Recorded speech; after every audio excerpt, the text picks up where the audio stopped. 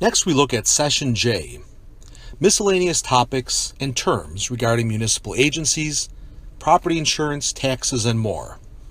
But right now we focus on municipal agencies, page 64 in the GAP section of your book. Let's look at the term City Council. The City Council is the legislative body of a city that sets policies, passes ordinances, and approves budgets and more. Then we look at the Village Board of Trustees. This is the equivalent to a city council, but the Village Board of Trustees governs a village. The board usually consists of the mayor, town supervisor if it's applicable, and several trustees. Next, we look at the Planning Board. The Planning Board investigates solutions, usually via public hearings, for the various planning issues brought forth, then makes recommendations to the appropriate legislative authority. Real estate-related functions include preparing and amending the master plan for the community, recommendations that relate to planning and development of the municipality, and more. So in case you're wondering, why do real estate agents have to know this in New York State? Well, first of all, this was added in 2007 and 8, so it could show up on your exam. And usually these are relatively easy questions, but in essence, you're going to be dealing with some of these things, like, for example, a city council, a village board of trustees.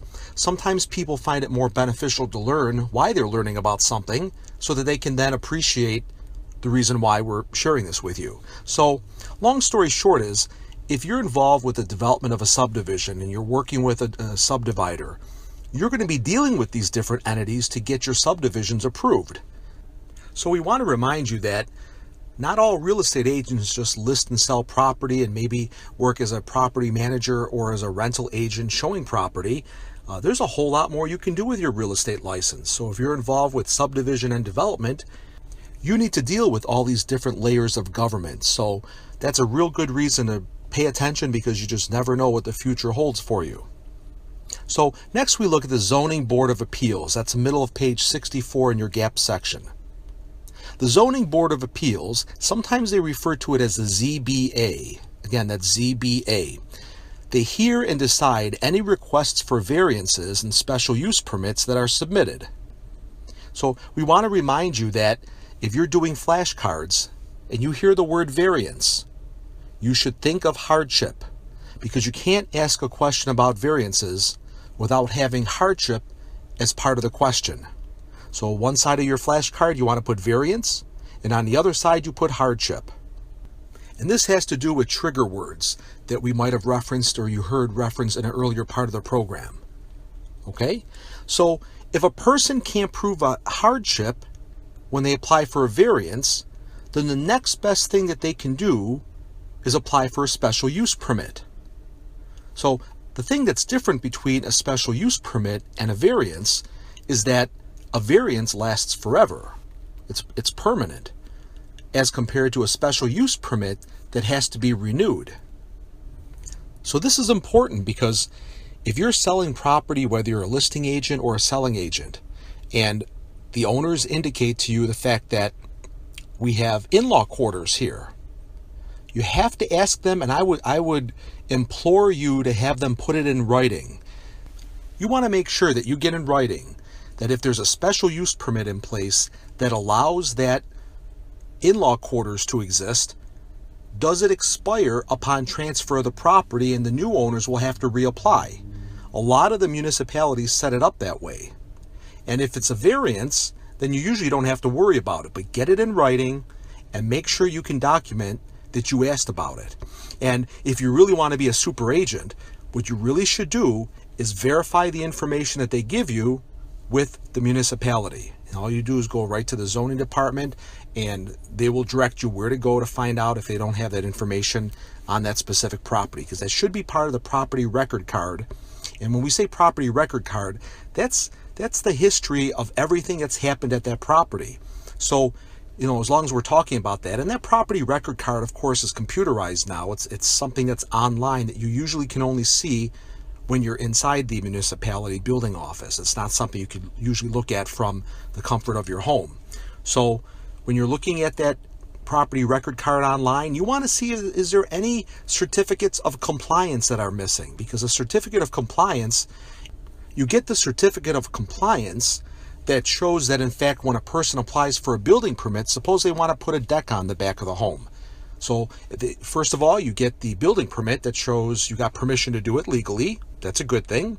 And then the certificate of compliance shows that it was inspected and it was done according to the standards that the municipality has in place for you to do a deck or a patio or whatever improvement you're making. Okay? And of course, we talk a lot more about this in earlier parts of the program. And the miscellaneous topics and the municipal agencies, what we do is we just dig a little deeper into it. Okay? So very important. As a matter of fact, I would almost say to you, anytime you list a property, it would be smart for you to check out the property record card for the property that you're listing. And I'll tell you, there's people that come in from all over, all different states that move to New York State. And one of the normal things that they do is they will not make an offer on a house until they go to the town hall and they check it out themselves. They want to make sure that there's no crazy history behind the property as far as, building permits that were not applied for. And when you walk into a basement and it's finished and you look around and there's no second point of egress, because they assume that if there's a fire, that fire will happen right at the foot of the stairs. And there'll be no way to get out of that house if there's a fire and you're in the basement that's finished. So if you go down and there's no egress window, that's a window large enough for a person to fit through, there's a really good chance that it was done without a permit, because no one grandfathers that. Some of our classes, we'll get people and they'll say, oh, well, it's probably grandfathered. Anything with safety is not grandfathered. And as a matter of fact, the building codes have changed. They become more strict. So now instead of just having to have a second point of egress from the basement, they now require that all sleeping quarters in the basement. So that means every bedroom, if you've got 2 bedrooms in the basement and like a family rec room, we call it. Rec rooms are kind of like the equivalent of a family room in the basement. That if it used to be you're just fine to have a second point of egress. So if you've got 2 bedrooms, you need to have another egress window put in each of those bedrooms. It's anywhere somebody could fall asleep is where they want to make sure you've got an egress window. And when you're looking at $10,000 to $12,000 a pop, that's a huge expense. And and what happens is if you buy a home, if you're a buyer of a home and you don't have an issue with it, you've bought the problem. So now when you sell the house, that becomes your problem. And that's a huge problem. So bank appraisers don't check to make sure that a permit was acquired, and I don't foresee that changing anytime in the future. A home inspector coming through, they're working for the client. A lot of them, they don't want to know anything about code. Now, we teach our home inspector students that if they see work that appears to have been done without a permit based on the amateurishness of that, if there's such a word, then we encourage our people to put a little blurb in their report so that the client understands that there might be some work done without a permit. But not a lot of home inspectors out there are doing that. There's other people who have gone to other schools. People, some home inspectors have been grandfathered. So they're just doing whatever they think they should do. We have people come through our program that I know darn well that we taught them to do things a certain way, and they land up doing whatever they want after they leave. So, there's nothing you can do about that. So, but you want to make sure that if you're a buyer and as a matter of fact, anyone that's attending this program, you should definitely not buy a home without going to check out the property record card, because nobody requires that the real estate agent do that. And we're not even telling you that you have to do that. But if you're smart, you'll do that, because if things come up, it's just going to maybe throw the sale out the window, delay the closing. You're going to land up having problems. And then what are you supposed to do?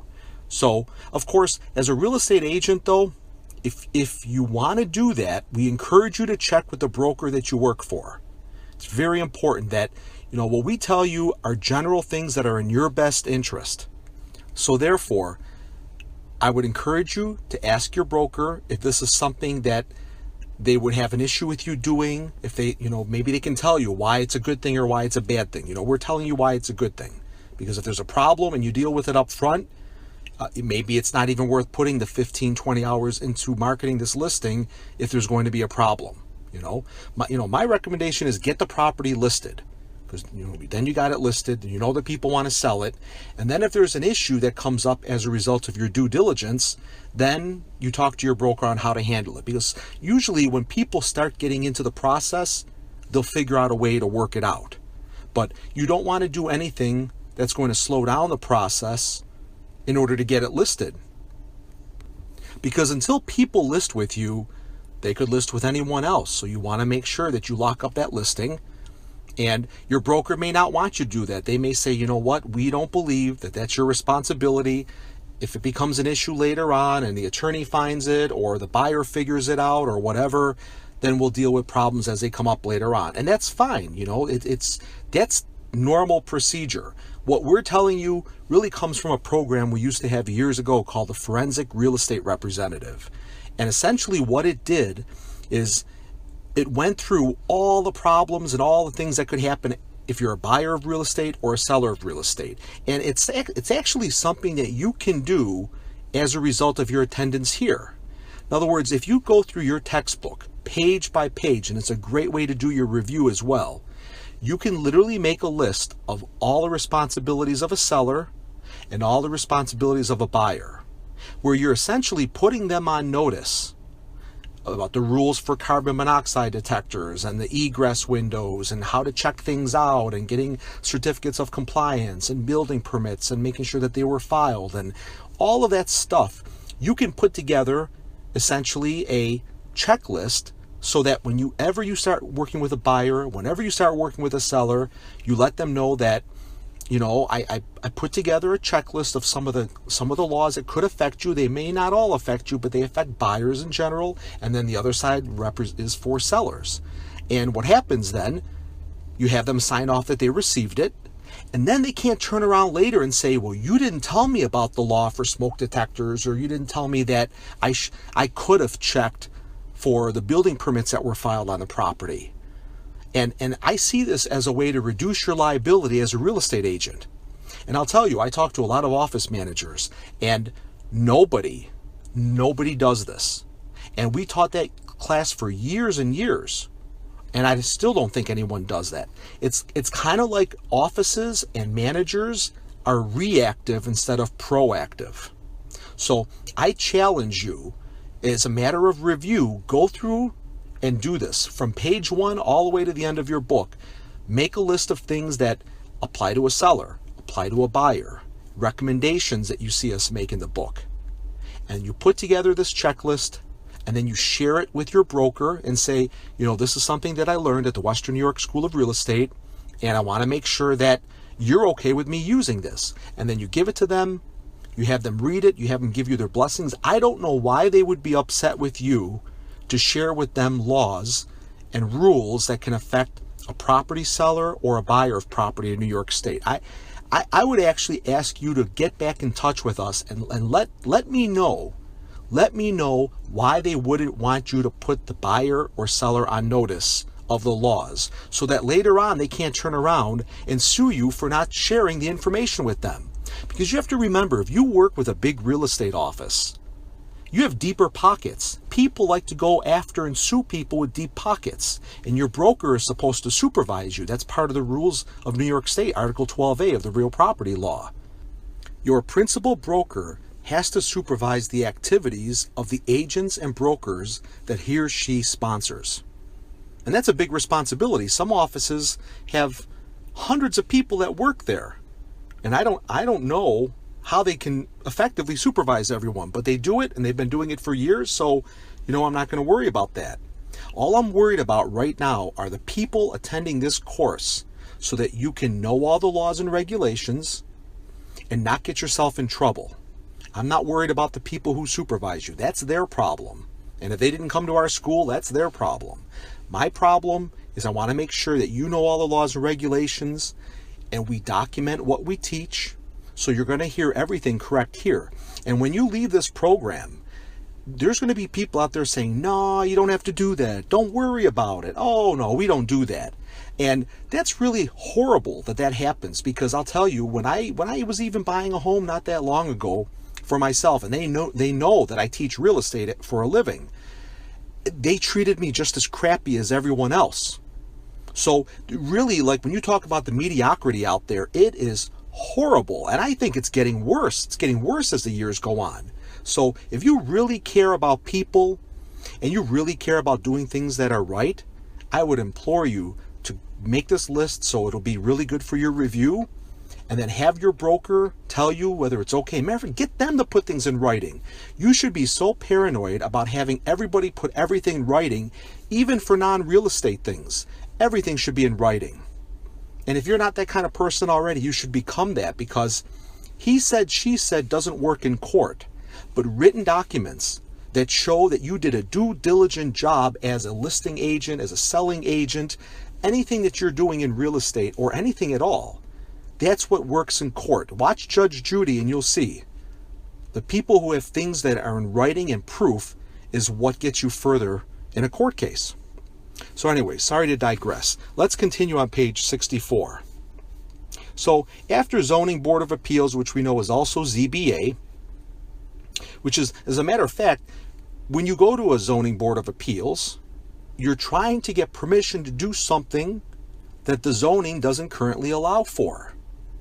So when we're talking about doing something, it could be, you want your fence to be higher because the neighbors next door are really loud. So maybe right now the zoning allows for a 6-foot high fence and you need a 8-foot high fence for more privacy. And if they don't approve that when you go to the Zoning Board of Appeals because you're violating the zoning laws, or you're wishing to violate the zoning laws, then you try to apply for a special use permit. And then if the special use permit doesn't get approved, well, then you kind of have a problem. But that goes beyond the course. That's where you talk to a real estate lawyer and you try to figure things out. So next we look at the Architectural Review Board. The Architectural Review Board determines the effects of a proposed building, alteration request, or other related item and how it will affect the desirability, property value, and surrounding neighborhood that it's situated in. Members of this board have expertise in architecture, design, as well as planning and overseeing design issues. So that's a pretty common board. And if you ever take a look and read like the Bee, there's a newspaper called The Bee that comes out every week. There's Penny Savers, most of the community papers. If you read any of those, you'll see in the print buried all the way in the back of those, unless it's a big to-do article, you'll see all that information is contained within those portions where it talks about this person is applying to put in a subdivision and this person wants to get a special use permit to have maybe a patio if they own a restaurant for outdoor seating or anything like that. So if you never really paid attention to that fine print in the back of any of these little newspapers what we're talking about, take a look just so that you can have a better feel for it. You'll find out more information about when they have their meetings, the people that participate in them, and actually at some point a lot of real estate agents get involved in their local municipality. It doesn't hurt to get to know people who make the rules and regulations in the towns that you're selling real estate in. So that's just a suggestion to you. Next we look at the Historic Preservation Office. They sometimes call it the HPO. The Historic Preservation Office is the entity that identifies, evaluates, and aims to preserve, as well as to revitalize, the municipality's historic, archaeological, and cultural resources. Archaeological is a term that includes a study of ancient culture and its evolution through various findings. The findings include anything that could be found during excavation, whether it's architectural remains, biological remains, or artifacts. Next, we look at the Building Department. The Building Department is the office that is responsible for issuing building permits and verifying that applicable codes are adhered to, whether it's new construction or a renovation project. This is where you go to get the building permit. And one more thing I want to say about building permits. Things have gotten much tougher as the years have gone on. It's not like the Wild West of even 15, 20 years ago. You pretty much can only, without a building permit, you can pretty much only paint and put in carpeting.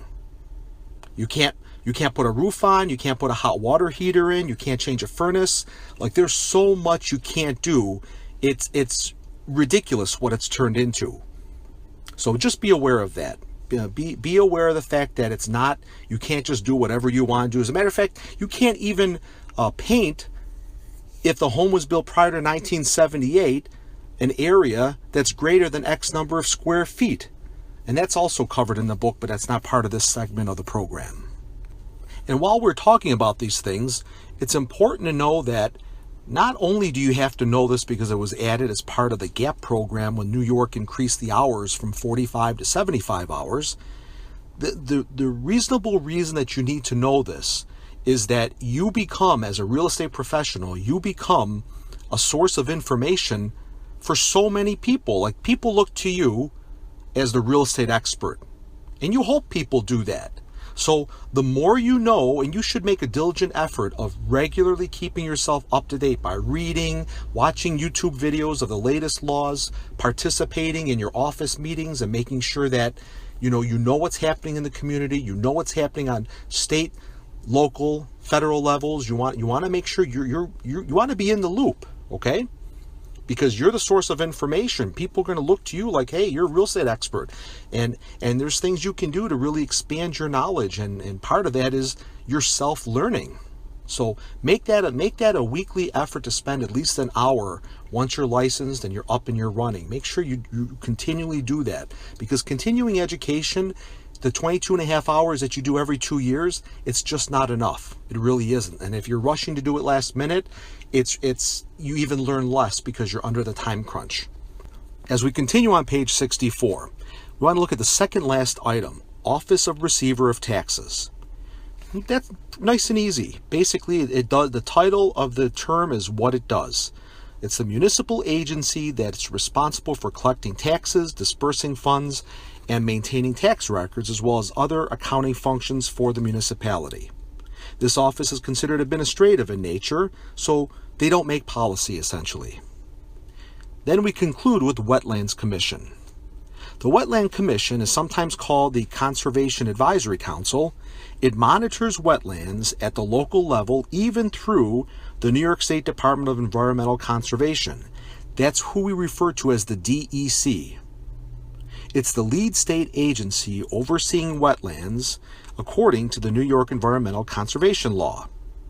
We go so far as to let you know that if it's under 12.4 acres that you're dealing with, so if it's under 12.4 acres, a wetland is not deemed to be significant unless the local municipality considers it to be. Local laws cannot be less restrictive than state regulations in this matter. And that's pretty common. Anytime there's a law that's covered at the state level, you can be stricter if you're a local municipality, like a village, for example, but you can't be less restrictive. Let's look at the next page. At the top of 65, we talk about the engineer's office and the county health department. The engineer's office is the municipal office that plans, designs, and coordinates all public work projects, including conducting engineering research work, evaluating applications that are made for subdivisions, and other land development. Evaluation of drainage, grading, etc. is done with this department. So we're going to see some video components right after we talk about county health department, just to reinforce the learning process and kind of break things up a little bit. Let's look at county health department now. This is the Human Service Regulatory Agency that regulates a number of public health programs related to activities within their county. So if septic testing is required, like it is in Erie, Niagara, and Monroe counties, to just name a few, this is the department that you'd be in contact with. This department also evaluates and updates public health programs. They provide training to public health care providers. They enforce laws, regulations, and they protect the health and safety of the community and more. Now, the Erie County Health Department also has a radon division. And sometimes you get asked by people, do I need a radon test? And usually your office manager, at least your office manager, will be in a position to tell you, what their policy is on recommending to your clients whether they should get one or not. Some areas, like if you're in Clarence, there's much higher radon levels than if you're in the city of Buffalo, for example. So if you Google Erie County Health Department Radon Division, it'll take you to a page with the Erie County Health Department where you can actually, if you search a little deeper, you'll be able to pull up a map that shows all the testing that's been done in Erie County for the last umpteen number of years. And you can look at that and it'll tell you what the average radon tests that have come back on that have been done in those areas. It'll show you different shadings. So if it's really dark, you know that high radon readings have come in those areas. And radon is based on what they call picocuries per liter of air. Picocuries liter of air. So if your reading comes in higher than 4, that's considered elevated levels. I mean, technically, that's the equivalent of smoking half a pack of cigarettes a day. So what's really bad about that is if the person already is a smoker, you can always add on. Every single day that they're at that property, they're adding another half pack to what they already smoke. So it turns out radon is the second leading cause of lung cancer in the U.S. right after smoking. But usually when people talk about the county health department, but for test purposes, if you see a question that has county health department in there, it's not going to have anything to do with radon. That's just extra information we like to give you because a lot of people, they ask about it over the years. For test purposes, the county health department will be the department that tests septics and wells. And that's what you want to know, okay? Let's take a look at a quick video clip to further reinforce the material. In this video, we're going to cover how to get your septic system approved. It is getting harder and harder to work with county officials across the United States to get septic systems put in the ground. And a lot of that is environmental reasons. Other reasons are just government type of reasons that don't really even matter. We're going to show you how to go about getting your septic system and making sure that you can put in a septic system that's not going to cost an arm and a leg. Some of the septic systems that are being approved these days are northwards of $30,000 to install. We want you to have a better understanding of this stuff so that you end up putting in a standard septic system that's not going to cost you a lot of money, and we're going to show you how that's done and ways to get the government to work with you when it comes to putting in a septic.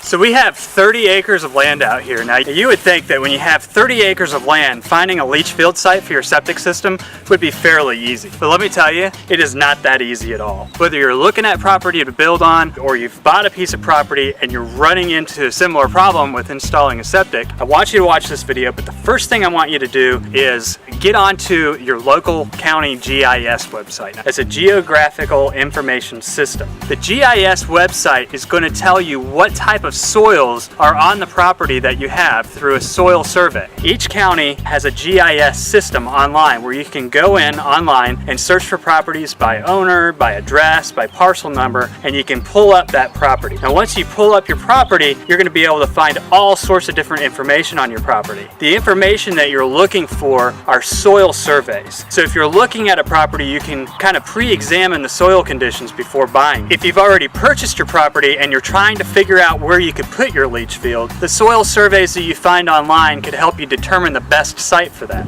Our particular property has 3 main soil types on it. One is a acid lignum complex. The other one is called Goldston-Baden. The final one is called Nanford-Baden. All 3 of these soils are absolutely horrible for septic systems. Let me explain why. Now, the first 2 to 4 inches of this soil is basically your silty loam, typical ground soil type material. Sometimes there's more clay than others, but that's only up to 2 to 4 inches. After you get past that point to the depths of 5 inches or more, though, that's where you run into your first problem. You get into a lot of what we call clay loam, clay-like material that doesn't absorb water very well. Clay soil doesn't break apart as easily as the siltier stuff on top. The runoff is considerable.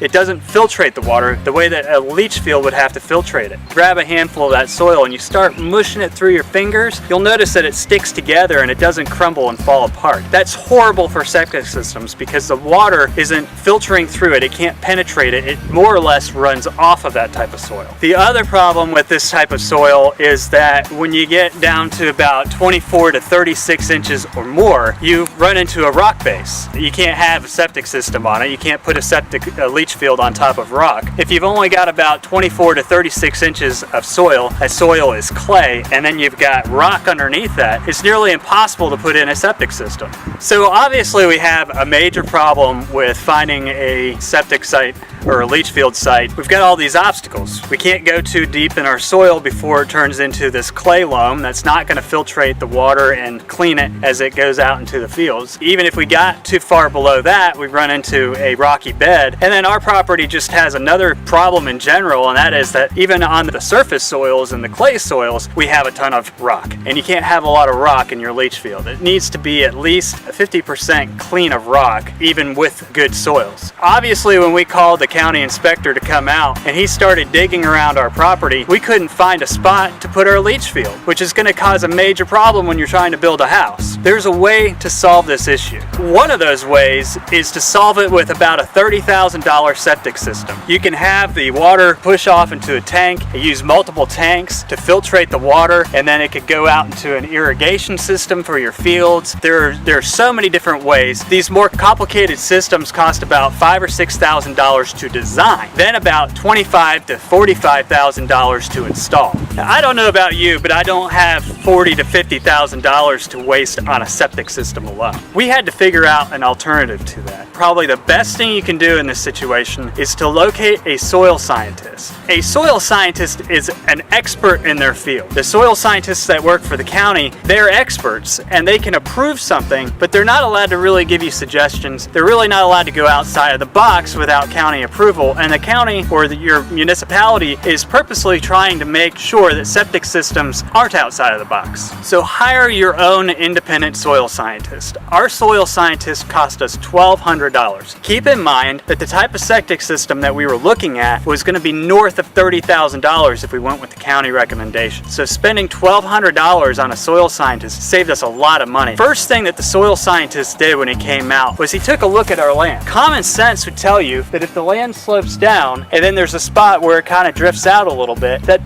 silty good topsoil over time has drifted down and settled in that area. That area, if it's deep enough, could create an area that is suitable for a leach field. He found numerous sites on our property where that was the case. He did this first by looking at our soil reports of the property. Then he came out, he surveyed the property and looked around, used common sense to locate potential sites. And then, just like the county did, he came out with a hand auger and drilled down about 3 feet and pulled up soil samples. The reason why they use a hand auger is because if you were to use a machine or anything else that goes down and breaks up the soil, you're not going to be able to pull it out and actually see what the soil content is made up of. Our soil scientists spent a couple days out here just walking the property, drilling holes, taking notes, and mapping things out. They'll usually stick flags up where they think that there are potential sites. He didn't stop there. We had a house that was built circa 1900. The chances of there being some sort of septic system on the site would have been pretty high. I mean, you can't have a house without a septic system, and it was occupied up until about 15-20 years ago, which means there had to be some sort of system on site. One of the problems that we had was identifying where that system is, because when we looked at the house, the only operable bathroom at the time had a pipe that went out about 100 yards into the woods. That's not technically a septic system, and therefore you can't get grandfathered in on any clauses. If you're able to get grandfathered in on any clauses, it could save you a considerable amount of money. Even though you're still going to have to build something that's up to code, you'll be able to slide a little bit on your soil conditions because you're technically doing a system repair. What he ended up determining by using dowsing rods, he was able to find an area of the property where the dowsing rods kept crossing, where we kind of determined that there was something under the ground. And it turned out that those dowsing rods led us back to a brick hole in the ground, which we assumed was some sort of well. But as we examined it a little more, we realized that it kind of went down and then turned and went out underneath the backyard a little ways. And what we ended up thinking that it was actually an old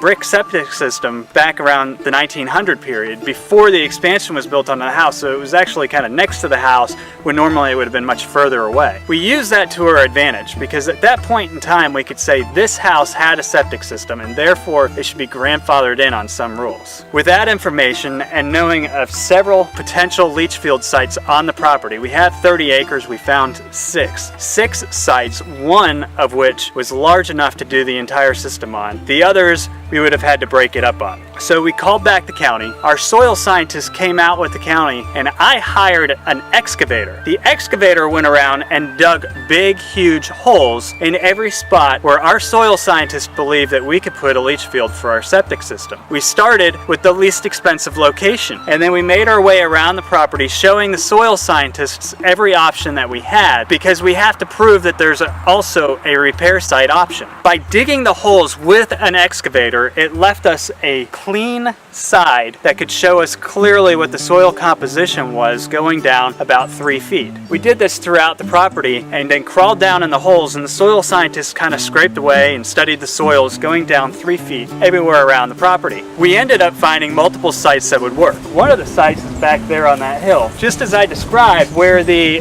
land drops slightly and it levels out. That is a site for a leach field, and the reason why that site worked is because the silty loams, the topsoils, have over time slifted down that steep hillside and landed in that area, creating kind of a natural base. That's another thing with leach field sites, is it has to be natural, not man-made, because that lends to the longevity of your leach field. If it's man-made, it can wash out because it wasn't supposed to be there. That's supposed to be there. It's naturally there. Now we wanted to actually build on the top of that hill next to the pond. It would have been a perfect spot. By the time we got to doing our leach field, we were so far into the current house on the property, we couldn't change our game plan. We had to finish that house. The other spot they found was right here where I'm standing, which just happens to be right behind the house. The great thing about both of these sites is whether we were building back there or up by the road, they're both downhill from where the house would be located, so we can use a gravity-fed system. If you can eliminate the pump, you'll save a lot of money. The pump is only really going to add about $1,500 to $2,500 depending on how far you have to pump it, the size of the pump. If you don't have to pump, you eliminate that money and you eliminate something else that you have to maintain. We still, even with digging down 3 feet, the soil scientists weren't 100% happy with the makeup of the soil. But that's where we get into a chamber leach system. There are two types of leach field systems. One is a gravel system, one is a gravel-less system. The gravel system is the more traditional. You dig your trenches, you put down gravel, you lay your piping, and basically what happens is the wastewater coming out of the septic goes down into the piping and then kind of spreads out through the gravel that they're sitting on and down into your soil. But when you have soil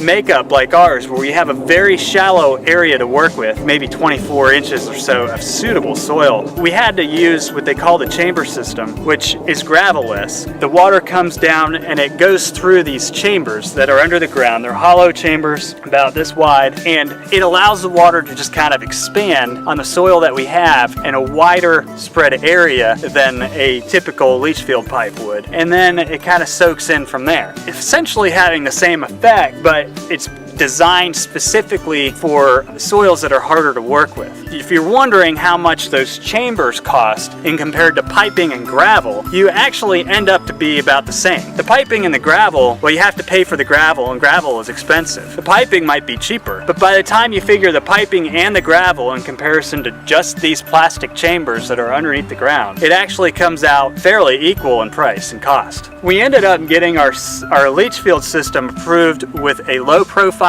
chamber system. We found the sites to put the chamber system by using a soil scientist. The soil scientist was able to determine what the county couldn't determine as far as suitable soils. The soil scientist can also make recommendations that go outside of the county guidelines and sign off on it because he is considered an engineer, an expert in his field. So if he says this site works, yes, the county has to agree, but he has a little more say than the county in as far as expertise because he is a soil scientist. And what you'll often find is that even the county soil scientists will hire independent soil scientists for particular projects. If you end up in a situation and you're looking at putting in a $30,000 system, stop, hire a soil scientist, reevaluate your property. Especially if you have 30 acres, there's no way anybody can look at you and say, you can't put in a conventional system. We did it, and it only cost us about $6,500, plus the $1,200 for the soil scientist. But if you consider a $30,000 to $45,000 system versus the system that we ended up being able to install, it makes a lot of sense. It was a lot of trouble. We did dig a lot of holes all over our property. We had the excavator out for $150 an hour. He was probably here for 4 or 5 hours, and he was able to cover in all the holes that he dug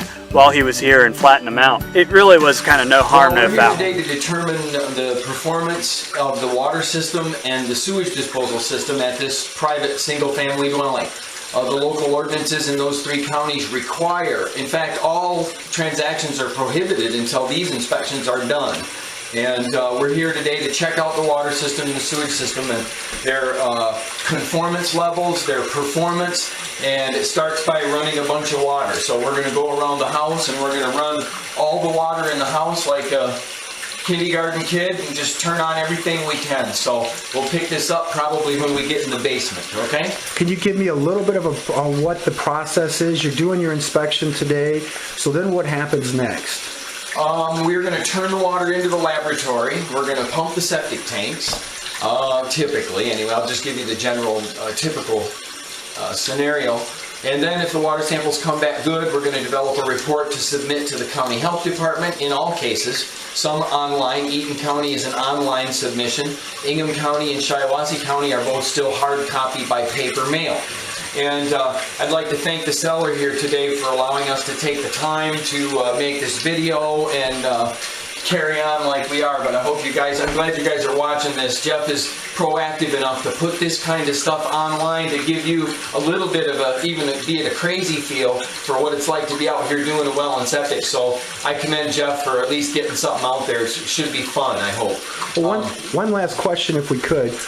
If the septic tank, you said it doesn't need to be pumped all the time.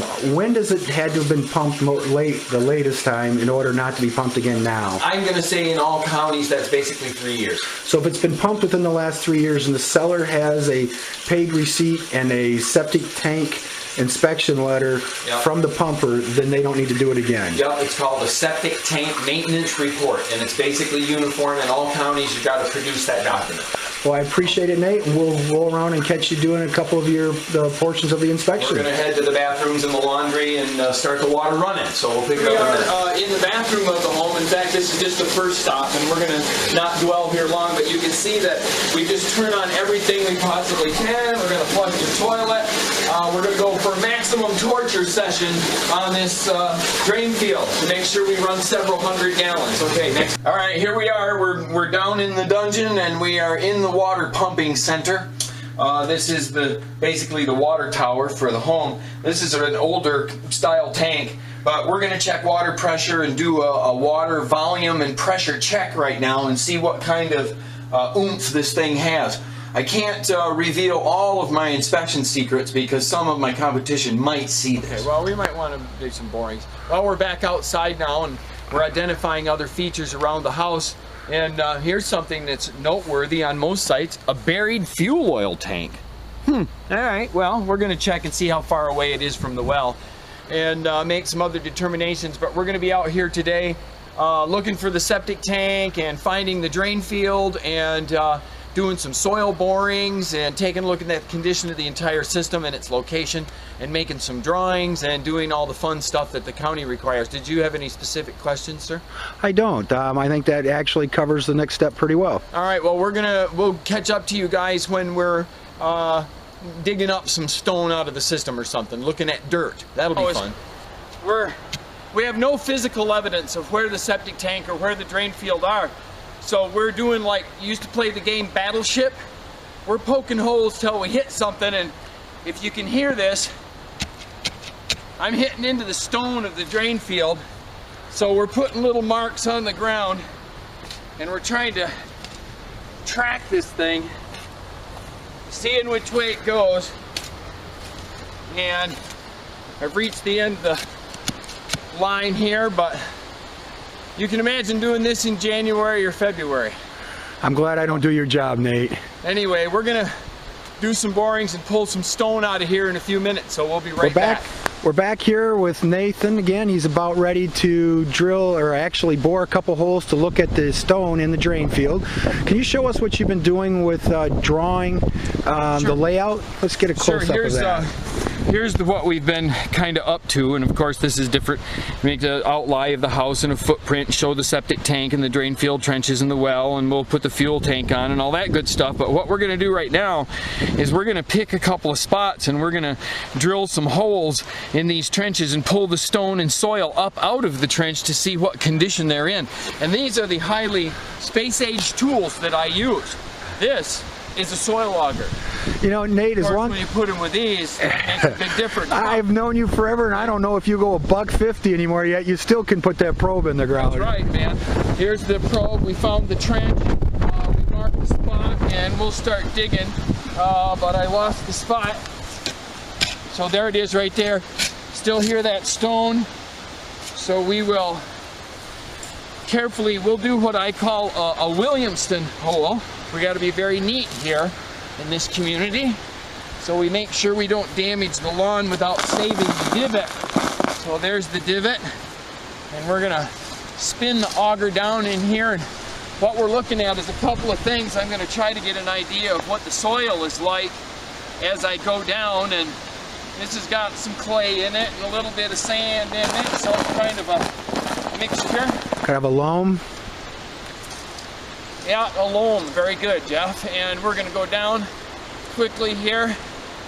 And basically, I just keep going. I've got to go down a couple of feet here. And I'm going to pull up some stone. So we'll let you go until I get down to the stone, because this will be quite boring, okay? No problem. We're back now. We're getting to the stone. And we're hear it. And we're doing a close-up mostly just for the sound effects, so you can hear what it sounds when they're hitting the stone. Okay, we're gonna pull some of this up out of here now, and hopefully it will just look like stone and it won't be all gross and full of sludge. So here comes the judge, and we look at this, and this is the stone out of the system. Although there's a little bit of organic material and some, you know, age showing. This home was built in 1967, so the drain field's been in, well, for older than most of you who are listening to this.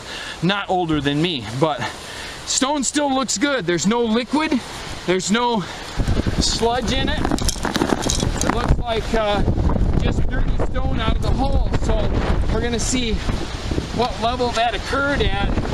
So the stone is about 30 inches deep down here. So this is a good test right here. Yes, we're passing this, and it's a little bit deep in the hill.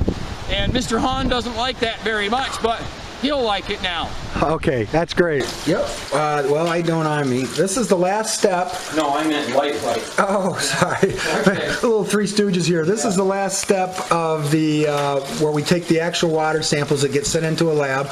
And if Nathan, are you looking for what in this area? Arsenic, nitrates, coliform, and that's it. That's it. Okay. Yeah, in Ingham County, bacteria, nitrated, arsenic is it. We've got all the water in the house running still.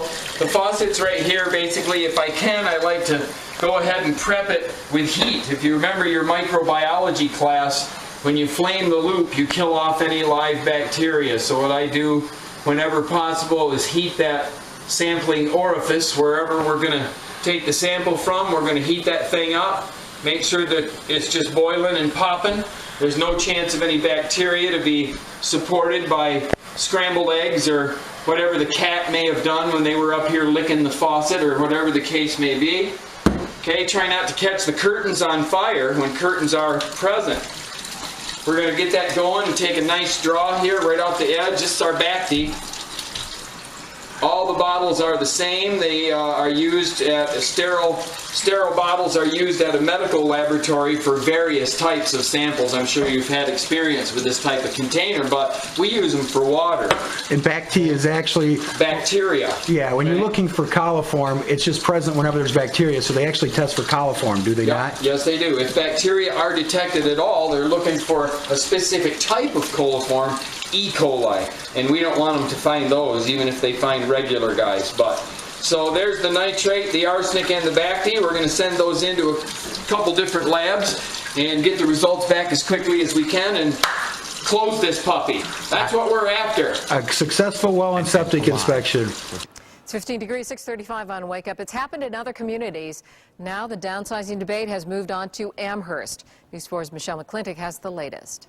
A new year and a new town board here in Amherst. 3 new members, and Supervisor Dr. Barry Weinstein finished the first meeting of the year in under 2 hours, which could be a record for the town known for long meetings. The biggest item to come out of the first meeting, it looks like voters will get to decide whether they want the board to downsize from 7 to 5. Immediately is January 1st, 2011, which is my position. It would not be filled this year. And the second position would be eliminated 2 elections from now. I feel it's important.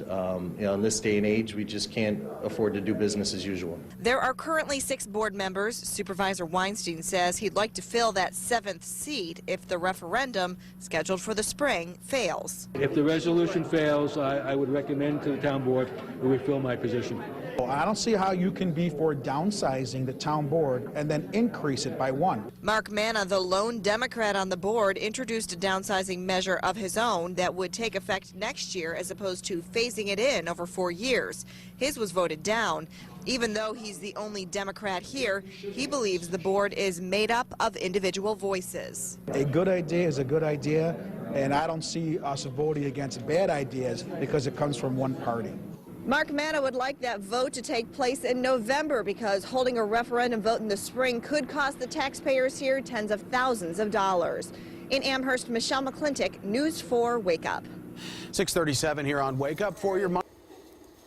So this is the Delaware Avenue Baptist Church. It's a good locally significant example of the Romanesque revival style located in Buffalo in 1894 and 95. And the church was built along one of the city's most fashionable and prominent late 19th century thoroughfares. It's a good architecture. The congregation was established in 1882 as an outgrowth of the Olivet Mission and initially worshipped in a extended modest brick downtown. Delaware Avenue was home to some of Buffalo's wealthiest and most prominent residents.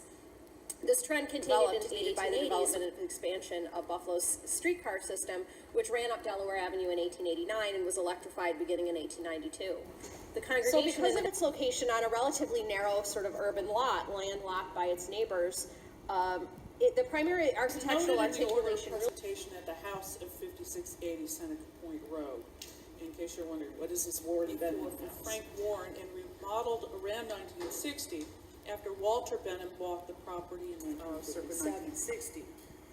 The house is significant under criterion A in the area of recreation for being part of the Seneca Point transit and vacation homes. And just to reiterate, as mentioned in the nomination, this is located at Seneca Point on Canandaigua Lake. Let's continue on page 65 in the middle of the page. We look at why do we need to know this? And I alluded to this a little earlier in the segment. You want to be able to answer questions. As a real estate professional, you're the main source of information when it comes to real estate. If you frequently say, I don't know, I need to check, people are going to start wondering, well, how experienced are you? How much are you not in touch with the real estate market? So it's really important. It benefits you substantially to be familiar with anything and everything you touch as a real estate agent. Take a look at the third paragraph from the bottom of page 65. In the municipal agencies part of the course, we review the main functions of the various departments found in the counties throughout New York State. Often the information that your clients are seeking can be found at these various agencies. So, it's pretty straightforward that the Historic Preservation Board has something to do with historic preservation of a property, but it's not always clear what every department does, so it's kind of why we go through it. Okay? So to just wrap up that paragraph, as a real estate professional, you need to have a thorough understanding of what each agency does so that you can effectively market your listings, be able to verify the information that you're using in your listings, and to assist the public, whether buying or selling real property, in order to effectively meet their needs. Next, we look at the City Council and Village Board of Trustees. Many municipalities have a city council which essentially forms a legislative body for the city. They often work close with the mayor that governs the city. Members of the council are elected by the constituents in the geographic area that they serve. Terms for the different positions can be as short as 1 or 2 years or even up to 4 years in most cases. City council members typically serve specific districts. So if you're in a city of Buffalo, for example, currently there's 9 common council districts, and each district is represented by a common council member who normally is elected for a 4-year term. Now, they're not going to ask you how many years. We have not heard that on the state level at all, that they're asking, well, how many years does this serve, or does a council person serve? Or you don't have to worry about that.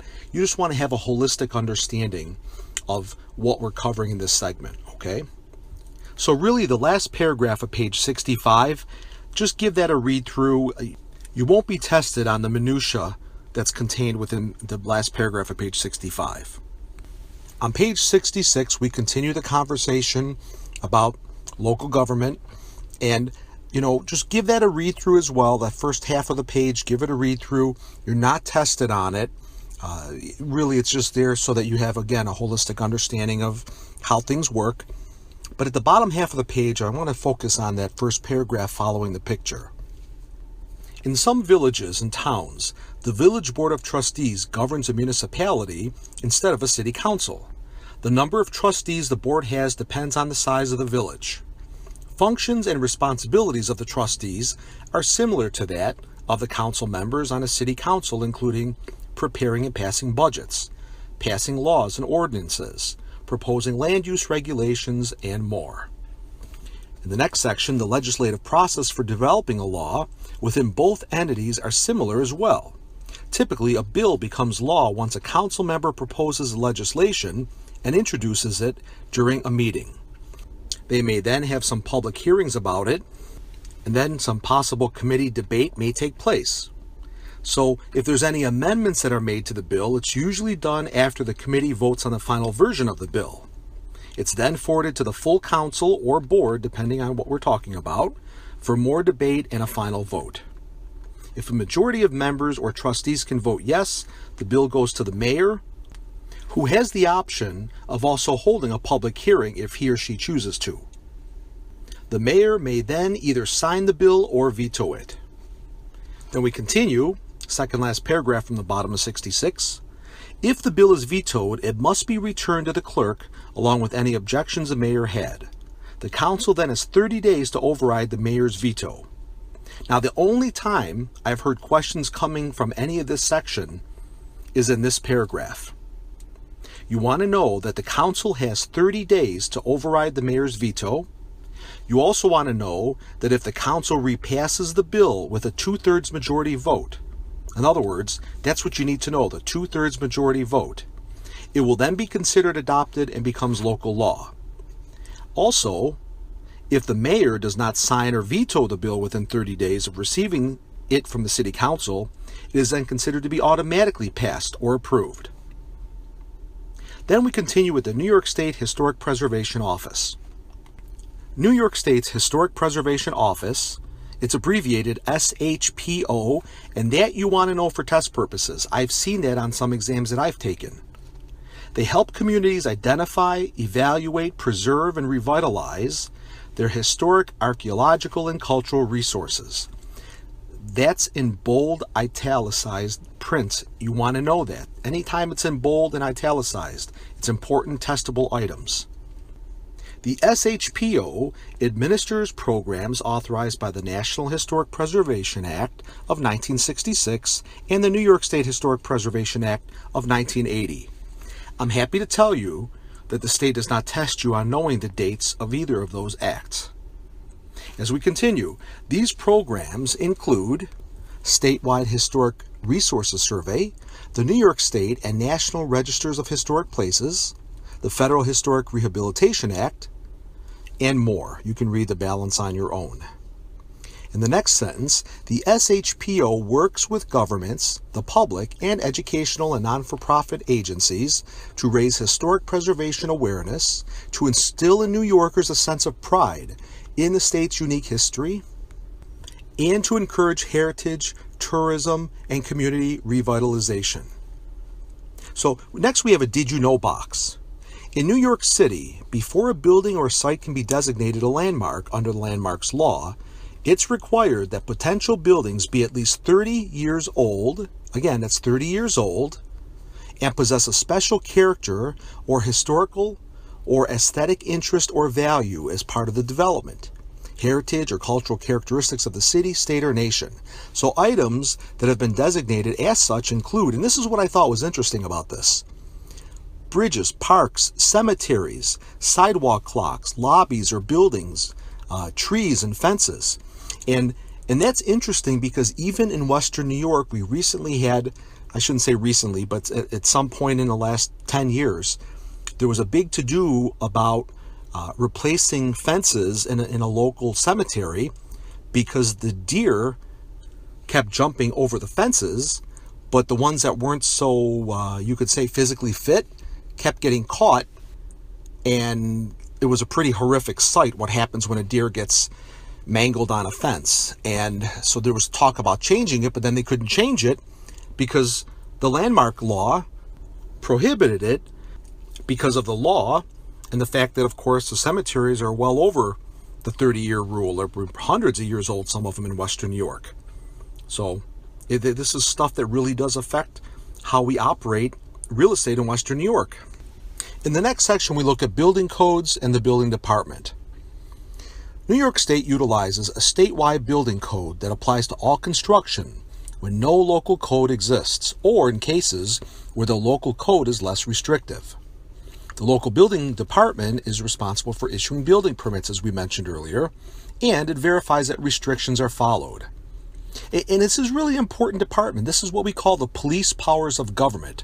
The police powers of government are in place to ensure that your neighbor doesn't put a trailer on his or her property, that they don't park their RVs or tractor trailers, and that they're not just putting up a random porch without, meeting certain standards and safety issues. So it really benefits us all. The local building department may also maintain lists of licensed and qualified professionals that can do work in the municipality if it's required by statute. And anyone that's had any work done in the city of Buffalo know that the electricians, the plumbers, they have to be on this approved list. They get on the approved list by showing their credentials, by paying their annual or their biannual fees. Contractors are not licensed by New York State, but they might need to be registered and licensed by individual villages, towns, and cities. It's interesting, many states, like we also license for Florida. Florida does license contractors on a wide variety of levels and expertise. They have HVAC contractors that are certified. They have general contractors, limited contractors. But New York State and a lot of states, they don't regulate contractors. So you open up Craigslist and you start looking through it. A lot of those people are not licensed and certified. So you have to be really, really careful and get references and credentials of people and verify their work and make sure that they follow the rules. We actually have a section of the program where we talk about the home improvement law, where certain information has to be on a contract to have somebody do work for you over X amount of dollars. And that's not part of this segment of the program, but that's something you should be aware of. It's in your textbook. Okay? So, to wrap up that section, you want to be sure that you're using someone who's qualified and has credentials and didn't just start doing this, a few weeks ago. You want to make sure that they're experienced. In the next paragraph, building departments are typically considered the gatekeepers. Oh, you know what? Before I go on, I want to make sure I mention to you that if you go to www.erie.gov. Go to erie.gov and click on County Clerk's Office. And then you want to look at the online records, and you're going to probably have to use Internet Explorer unless they update it, but right now it's Internet Explorer is the only browser that lets you do this. And you want to check any contractor that you're thinking about using. Type their name in if you're in Erie County, and if you're in a different county, follow the same procedure for that county. Just Google it. And what you want to find out is there lawsuits against this person? Check their criminal history as well. You don't want some, as a matter of fact, if they have a criminal history, they wouldn't even be able to get any kind of a state license or registration. So you want to check them out thoroughly. And someone who's really shady, you don't want to use them on your property if they have a bunch of lawsuits against them. And of course, that goes without saying, you want to check the Better Business Bureau and make sure that their name is not listed there as having issues. Okay? As we continue that paragraph, in order to limit your liability, a real estate professional is encouraged to verify whether a contractor needs to be licensed or registered when referring someone to a client, depending on what the town that the real property is located in. No, so as I'm looking at this paragraph, I want to bring to your attention something important. Once you get licensed as a real estate agent, you're going to be so busy, words can't describe.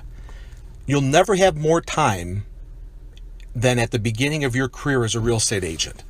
So a really good thing to do in order to have your due diligence and make the most of the time that you're ever going to have up front before you get super busy as an agent is to go to the local municipal offices that you plan on selling real estate in.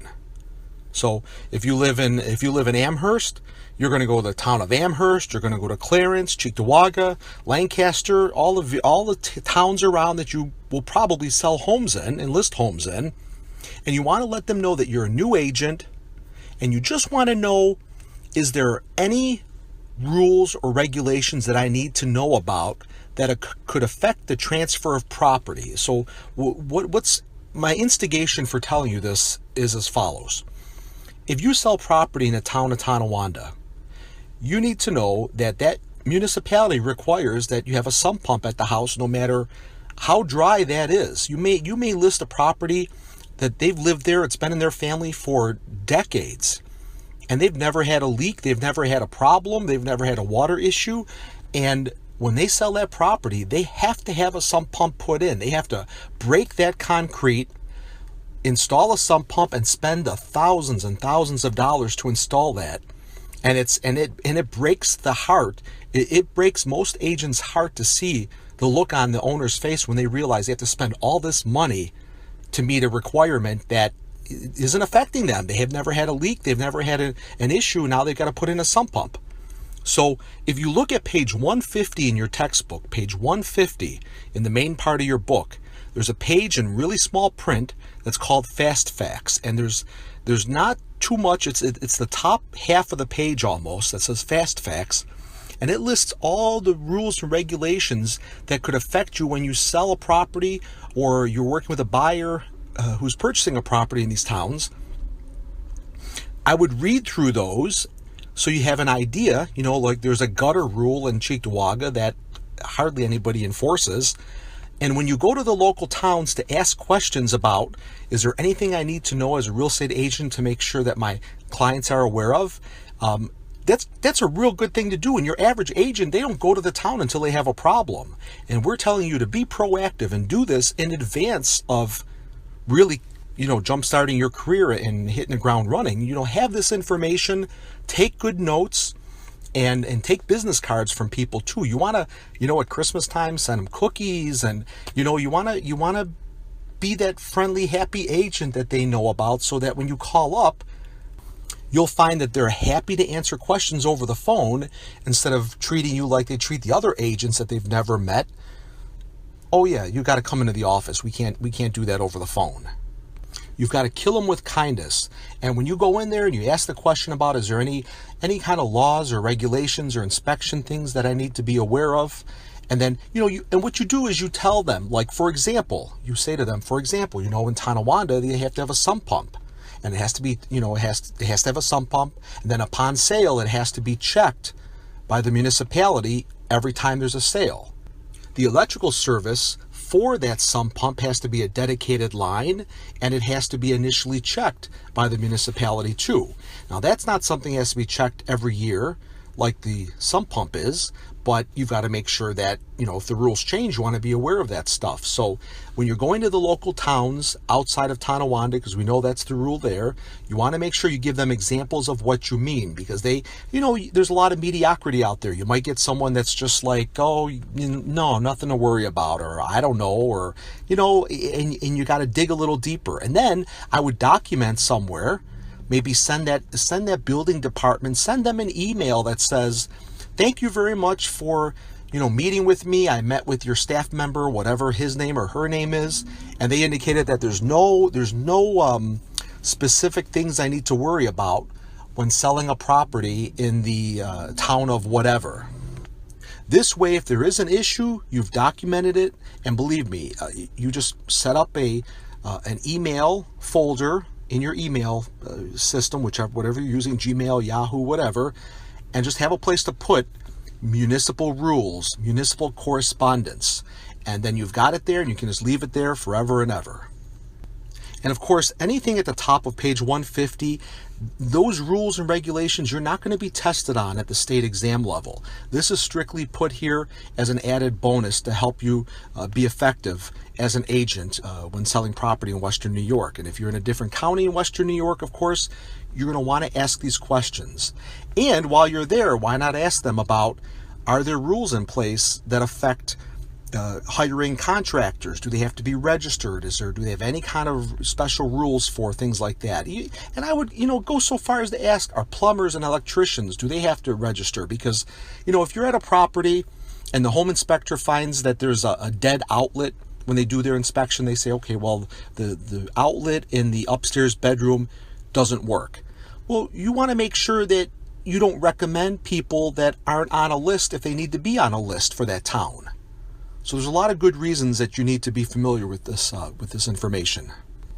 So as we continue, building departments, I'm in the middle of page 67, building departments are typically considered the gatekeepers of any construction project within a municipality. Local building inspectors have the right to issue stop work orders if he or she feels that the contractor or the builder is in violation of the building code or permit, or lack of a permit even. Building permits are only issued if the plans comply with the codes. Property owners can expect that there will be a number of inspections taking place throughout the building process, such as after the foundation is poured, once the skeleton framing is done, prior to drywall, etc. A final certificate of occupancy is issued once all inspections have taken place. And sometimes you run into a problem when you have new construction, and if you see that the people who you're working with are the first owners of the home, and they had it built brand new, and they closed in February or March, there's a real good chance that there's a couple things that weren't done, or they were done, but the certificate of compliance or occupancy wasn't issued for it because of the time of year that it was. So that's something that can delay your closing another couple of days if it comes up last minute. That's what I mean. If you look at the property record card, it gives you the opportunity to see problems in advance of, what happens if the closing's all set and now there's a problem that's got to be put off. Sometimes a problem that can take a couple of days can then lead to a week-long delay because now the attorneys all have to get their schedules in order.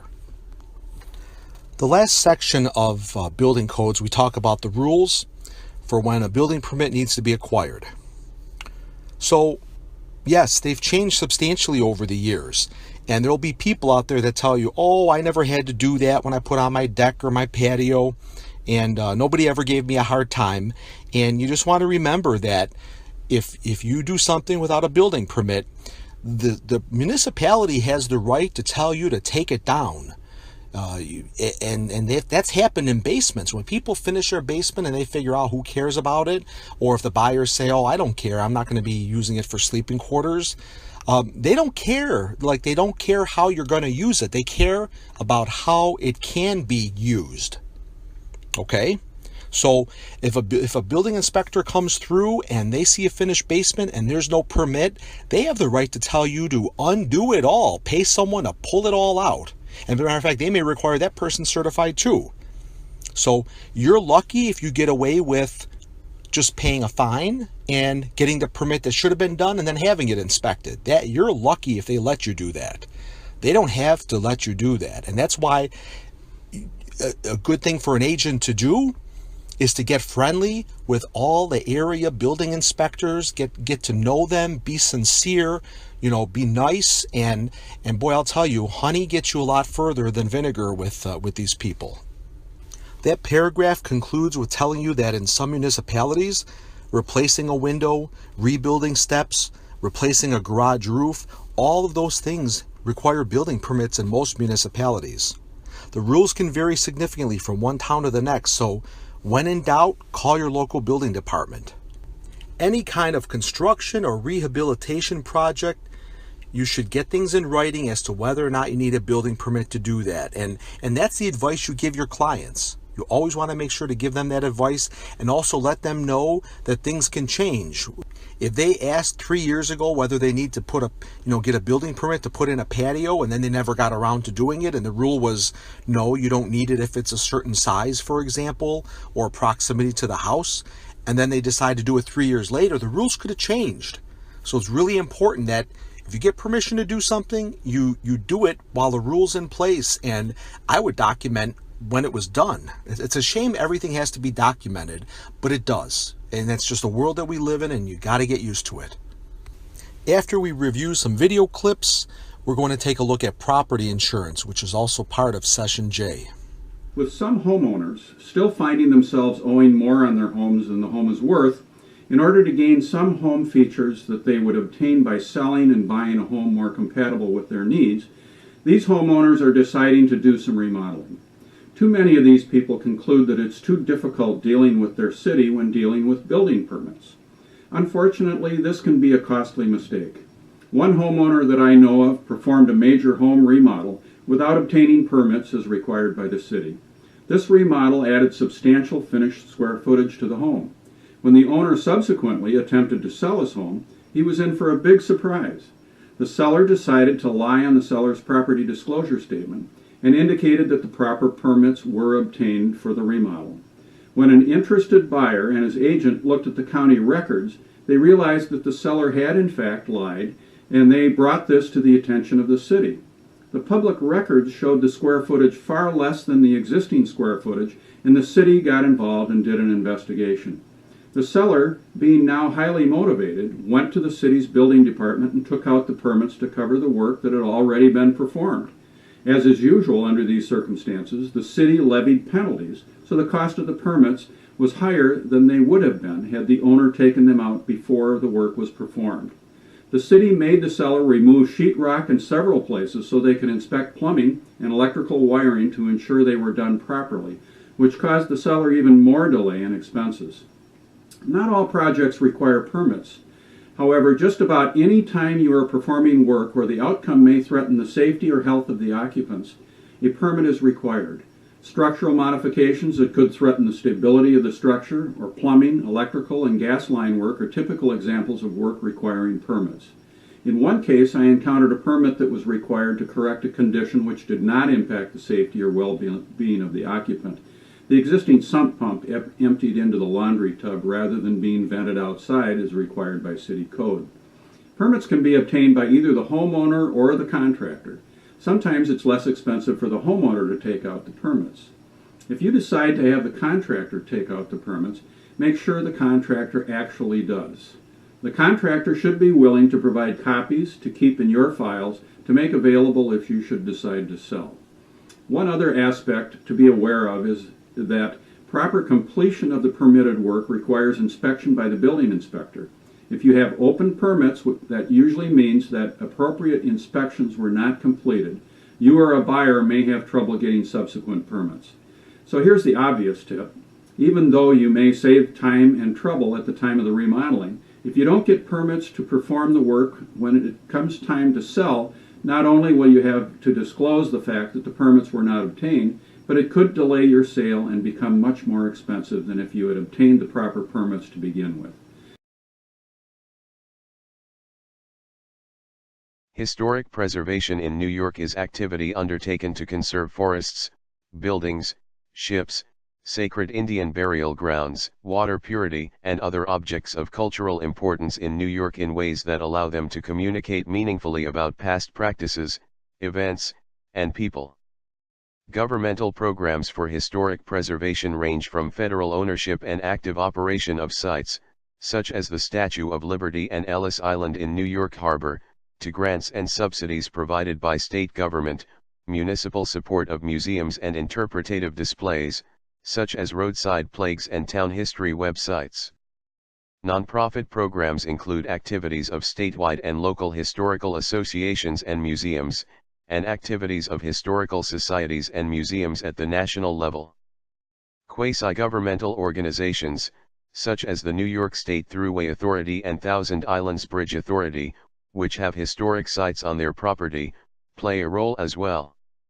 Private endeavors, such as investment and other choices made by private landowners to conserve historical features of their properties, are significant but less visible and include groups such as the Historic Districts Council, the New York Landmarks Conservancy and the Preservation League of New York State. During the reconstruction of the World Trade Center site in July 2010, a team of archaeologists discovered a 32-foot-long boat. Next, we look at property insurance at the bottom of page 67 in the gap portion of your book. First term we look at is property insurance. Property insurance is a type of insurance coverage, also referred to as fire insurance, that indemnifies a person or entity with an interest in a property for a loss caused to the property by a covered peril. Fire insurance is another name often used interchangeably and refers to the structure and related improvements, as well as to the personal property that might be covered on the same policy. You can expect at least 3 questions from this section on the state exam, and some of it kind of annoys people that they're tested on this because it sounds like, the questions that, well, I'll tell you what, insurance agents that have come through the program are shocked that the questions are on there. So if that gives you any idea about how frustrating it is, like I never talked to anybody when I sold real estate, and the people that I've dealt with in a professional capacity, I was never asked what's an HO1 policy or this policy or whatever. Basic things I was asked before. So yes, be ready for that because you may be tested on it. So page 68, we look at the term binder. Binder has shown up on the state exam. Binder is a temporary insurance contract which commits or binds the company that an insurance agent represents and can only be used by a duly authorized property and casualty agent. Next, we look at a monoline policy. Mono in Latin means one. A type of policy that contains only one type of coverage. That's in bold for a reason. You want to know that for test purposes. So one type of coverage such as liability in comparison to a package policy that includes several different types of coverage. Then we look at the third item on this page, and it's liability insurance. Liability insurance is designed to offer specific protection against third-party claims. Payment is not typically made to the insured, but rather to someone suffering a loss who is not a party to the insurance contract. In general, damage caused intentionally and contractual liability are not covered under liability insurance policies. So when a claim is made, the insurance carrier has the right to defend the insured. It's really important that if you hire a contractor to work on your property, that you make sure that they have liability insurance. Because if they don't have liability insurance, then they try to go on the homeowner's insurance, and that's just terrible. You just don't want that to happen. When you have a new roof put on a home or a roof repair made, you have to insist that they have a liability insurance policy, because if they get hurt on your property, it's an awful situation. And that's really why roofs cost as much to do as they do, because the insurance is so expensive for roofers. Next, we look at casualty insurance. Casualty insurance covers losses and liabilities which are the result of unforeseen accidents. This category of insurance is quite broad. It encompasses a range of situations and fields within the insurance industry. Generally, casualty insurance excludes life, health, and fire insurance policies. It's designed for things like burglary, terrorist attacks, and fraud. Then we have the dwelling policy. The dwelling policy is designed to cover a direct loss to the physical property as well as an indirect loss that results because the insured cannot use a property after it's damaged. This is usually only available for 1 to 4 family dwellings.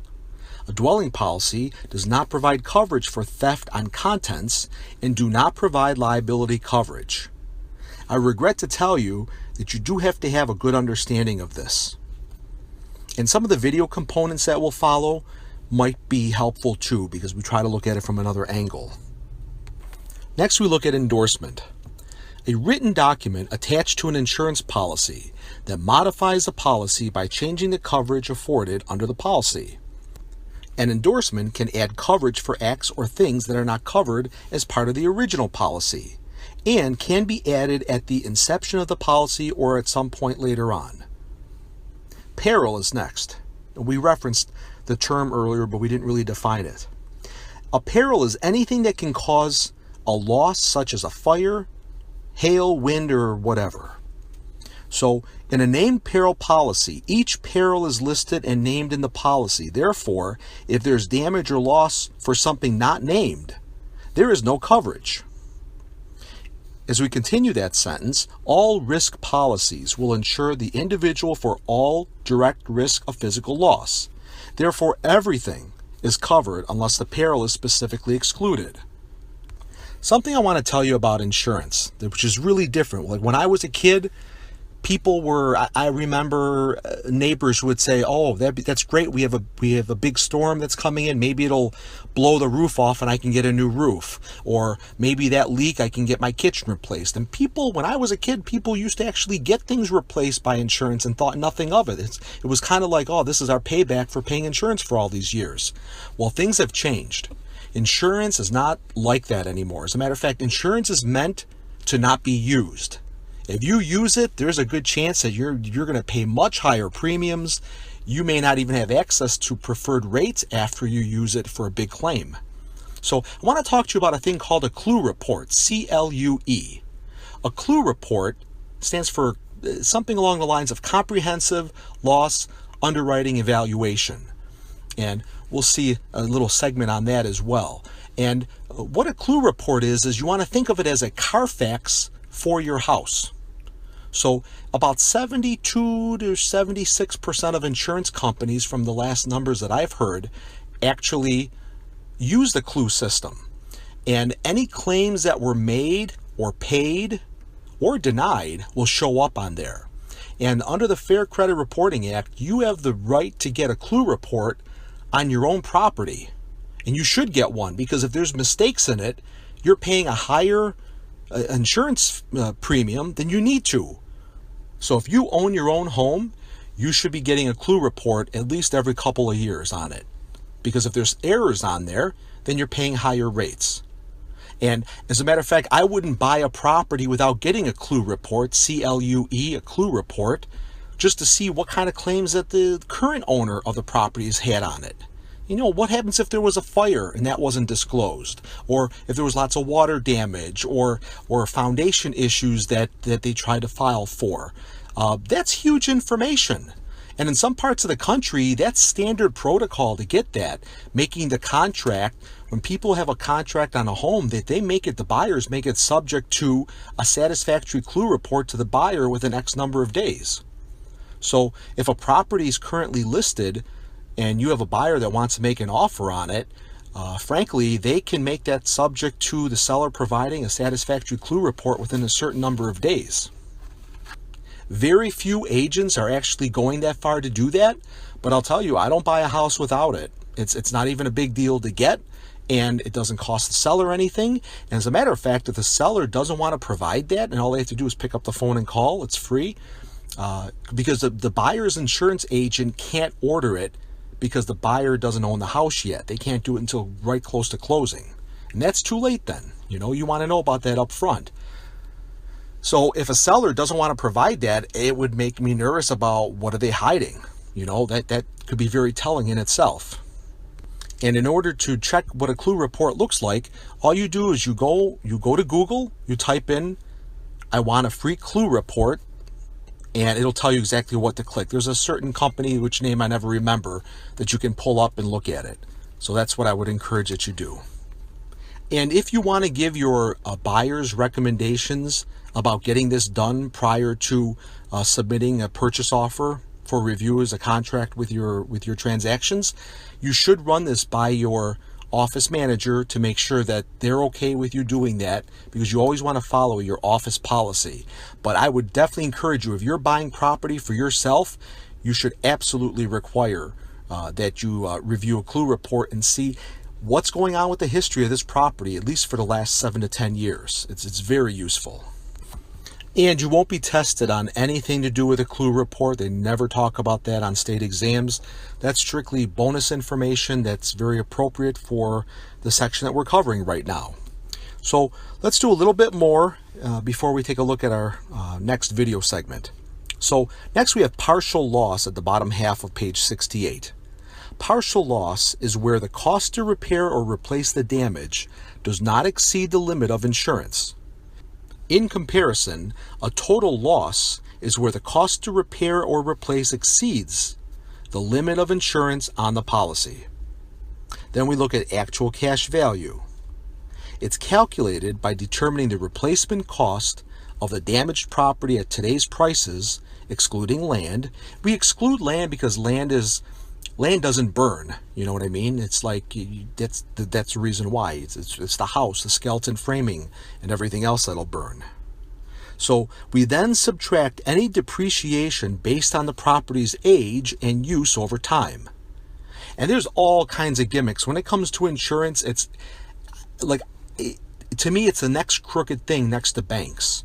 Like if I'm paying for insurance and the house burns down, and I don't have enough to replace that house, I feel like something's not right about that picture. And that happens so often. It's really sad how it happens. And that goes beyond the realm of this course, so I will let you have your own opinion about that, or Google however, what you should do to deal with that. That's why a lot of insurance companies say, well, that's why, why is the value of my house $180,000 on the insurance, but it's only worth $120,000? And then they give you this whole line of baloney about, oh, well, it's got to take into effect, the cost of living and increases and how expensive things are. Well, if I'm paying for $180,000 and they don't replace my house, then why was I paying more in the first place? Because technically, since your basement doesn't burn, and assuming you have an unfinished basement, you should just have to pay for everything. Like if you figure if your basement and your land doesn't burn, then you should be paying about 30% less, because usually about 20 to 30% of your value is in the land. And if you add a little bit for the basement value, which basements aren't cheap, but we'll just say add a little bit for that, can you imagine if you're paying 40 or 50% over the market value of your house for insurance, and then they're not going to replace it if it burns down because of all these excuses and exclusions and everything like that? It's kind of a racket. So insurance is really meant to be for catastrophic situations like your house burning down and having to replace it. People who have a partial loss are usually really sad to see what the insurance actually will pay.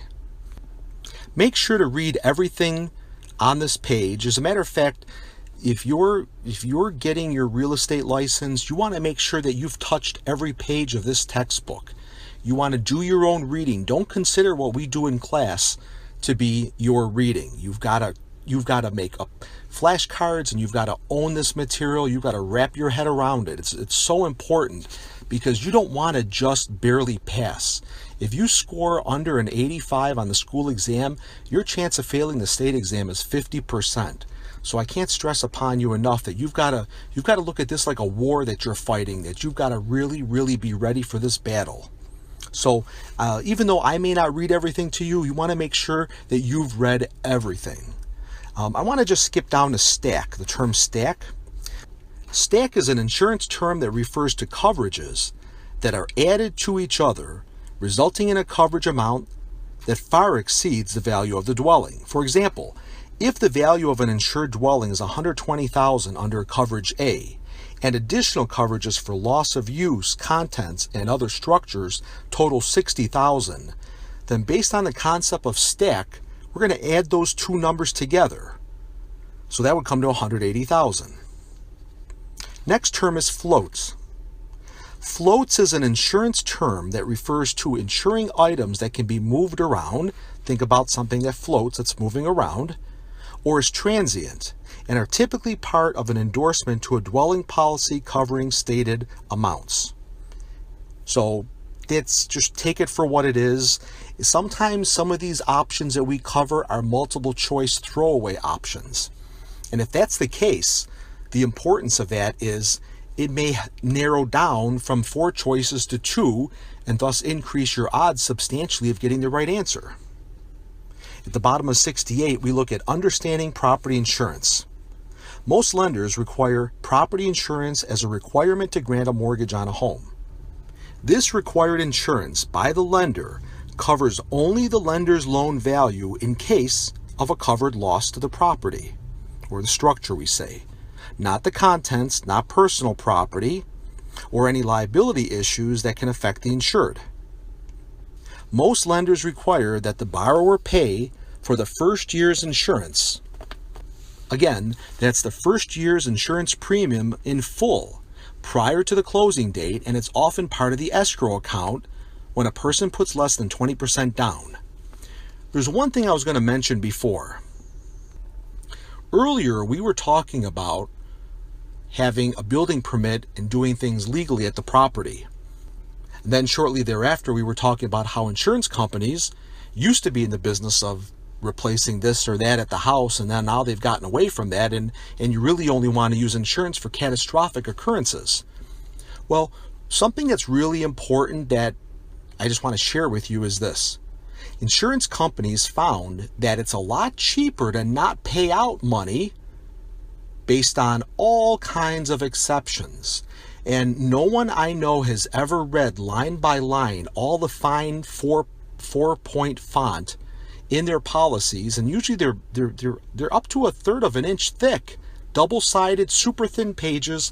And when you go through these insurance policies, there's a lot of detail in there that if you look carefully, it's scary. And one of the scary things is if there was work done to the house without a permit, that they don't have to pay. So if you have a $400,000 loss because your house burned down, and the insurance investigator can determine that fire was caused due to improper electrical work that was done in the illegally finished basement, you have a huge problem. They're not going to pay out the $400,000 if you didn't get a building permit for that work. That is so huge, words can't describe.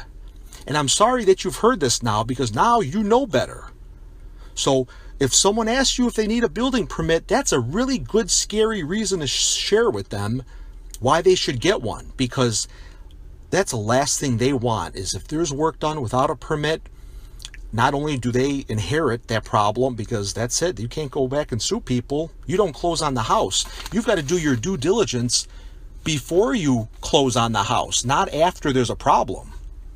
So it's really important that you know that if you didn't get a permit for work, or permit wasn't obtained, and then the house burns down and the insurance company investigates it, which, believe me, what we pay for insurance hasn't even gone up substantially in the last 20 years. Like, I can literally remember 20 years ago, policies costing maybe 30% less. And look at how many other things have gone up way more than 30% in 20 years.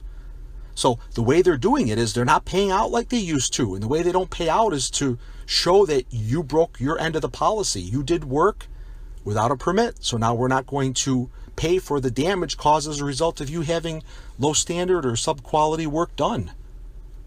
So it's scary, and you need to be aware of that.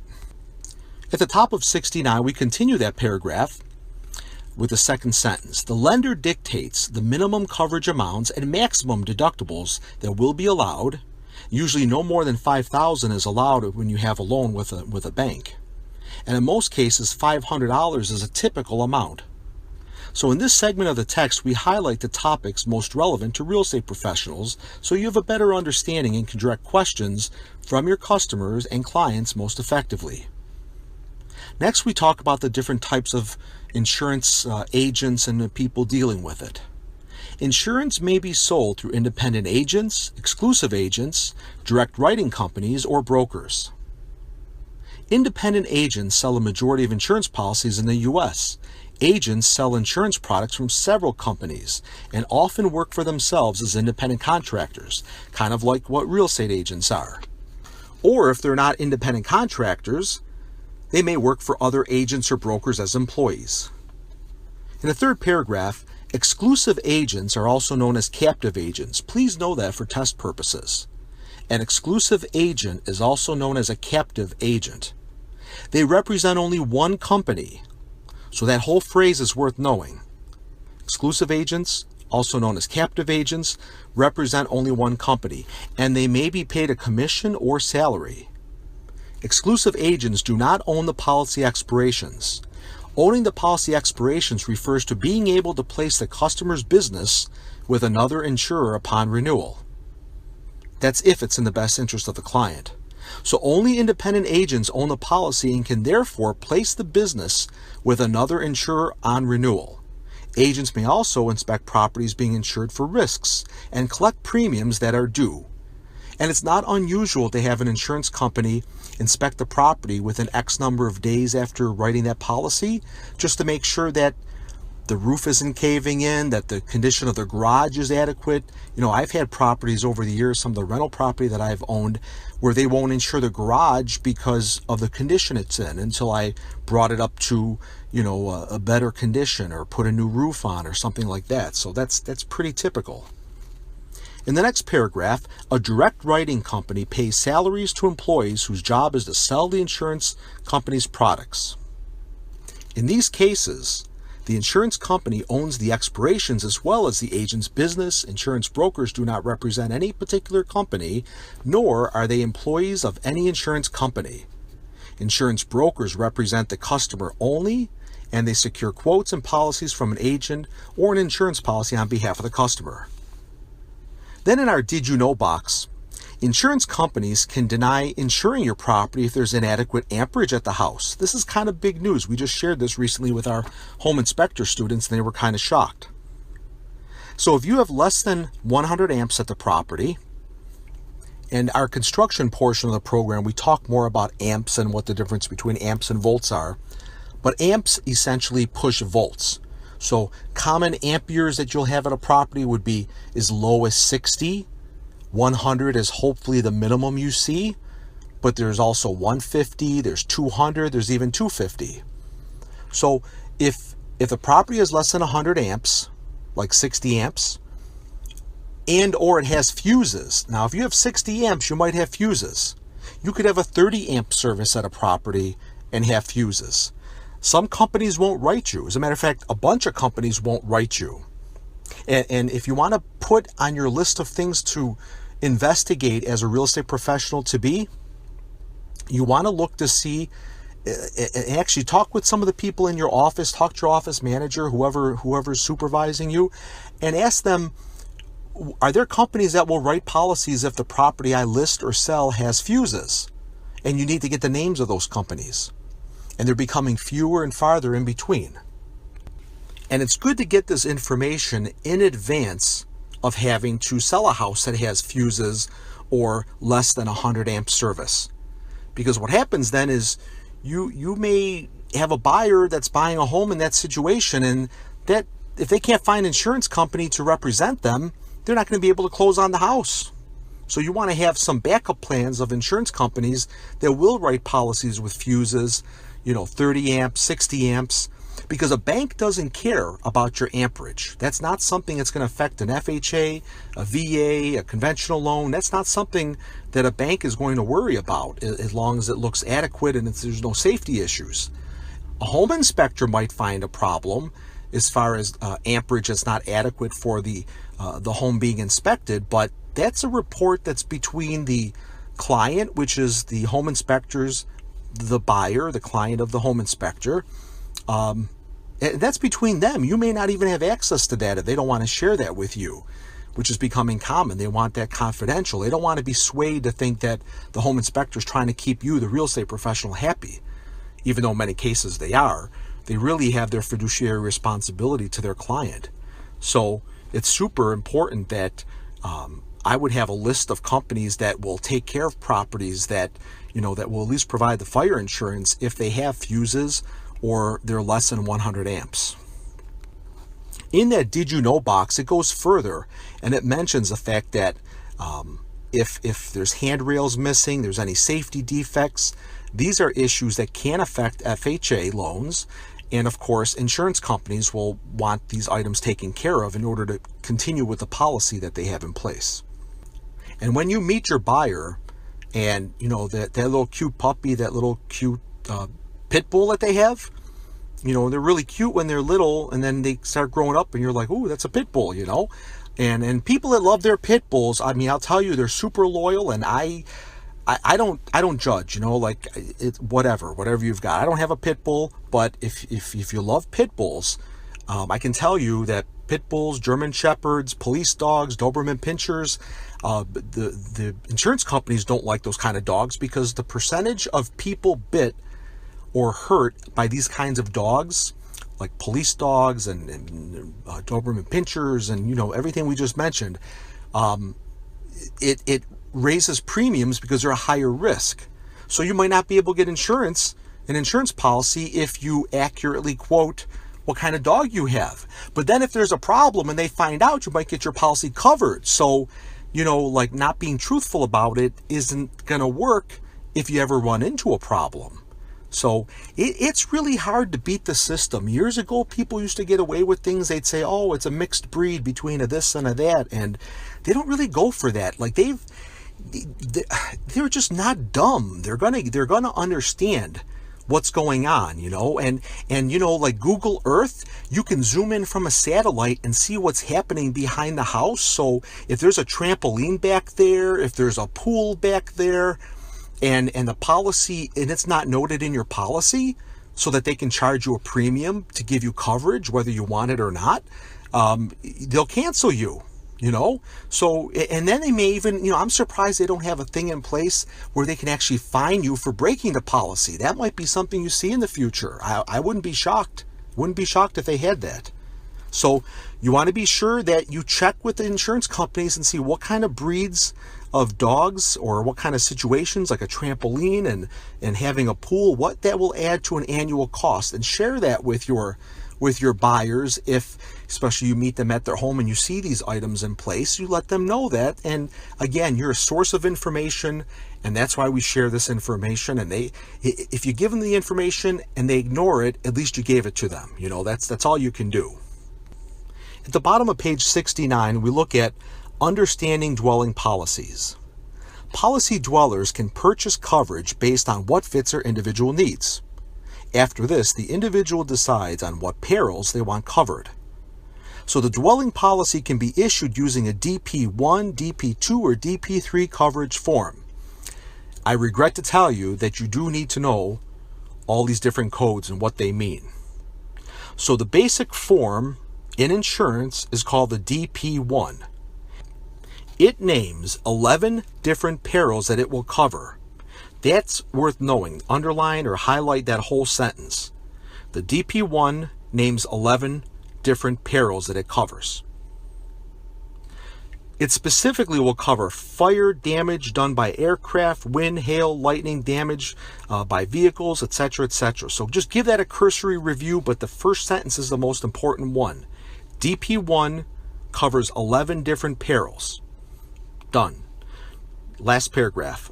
The broad form DP2 is a broader coverage than that provided in DP1. So that's nice because as you move up from DP1 to DP2, it covers more. So kind of follow it that way. It includes all 11 perils plus 4 more. Water damage caused by accidental discharge of a plumbing device, damage from falling objects, weight of ice and snow, and freezing of plumbing, providing that the heat was left on. Page 70. The special form DP3, now that's what you need to know. DP3 is the special form. This is shown up on exams. Believe me, that's why I tell this to you. It offers open peril all risk coverage. So, special form, also known as DP3, and it's open peril all risk coverage on the dwelling and other structures unless a peril is specifically excluded somewhere in the policy. So if it's specifically excluded, it will be covered. There are 3 typical references: coverage A, B, and C. A refers to the dwelling. You need to know that for test purposes. B covers other structures, maybe a shed or a garage. Coverage C is the contents. So remember, contents and C go together. It starts with the letter C. So we're still talking about Special Form DP3. DP3 contains a list of named perils that apply to contents only based on the perils covered in DP2. Therefore, except for contents coverage, if the peril is not excluded, the DP3 covers it. And maybe the video components that we play will help a little bit, but it's really just straight memorization. There's no way to wrap your head around like, oh, this is soft and fuzzy and we'll just understand it. And no, you just got to memorize it, and maybe you'll get lucky and it won't even be on your state exam. A little bit of this is on the school exam. I hate to tell you, but the state exam has 3,500 questions in their data bank that they can pull from. And if you're taking the broker exam, then you have 100 questions. And if you're taking the salesperson or GAP exam, well, there's no GAP exam at the state level. There's only a GAP exam at the school. But the state level has 50 questions for the salesperson course and 100 for the broker course. So typical exceptions or exclusions. So exceptions to coverage is also known as an exclusion. To coverage A and B includes wear and tear, mold, deterioration, rust, settling, shrinking, expansion, pollutants, etc. You don't have to know all of those. I guess I would know about wear and tear and mold, and deterioration is just the using of it over the years. It just deteriorates. In the third paragraph, all 3 dwelling policy forms contain general exclusions which apply to the policy as a whole. The exclusions are water damage from flooding. So that's important. This is an important one. You should know this.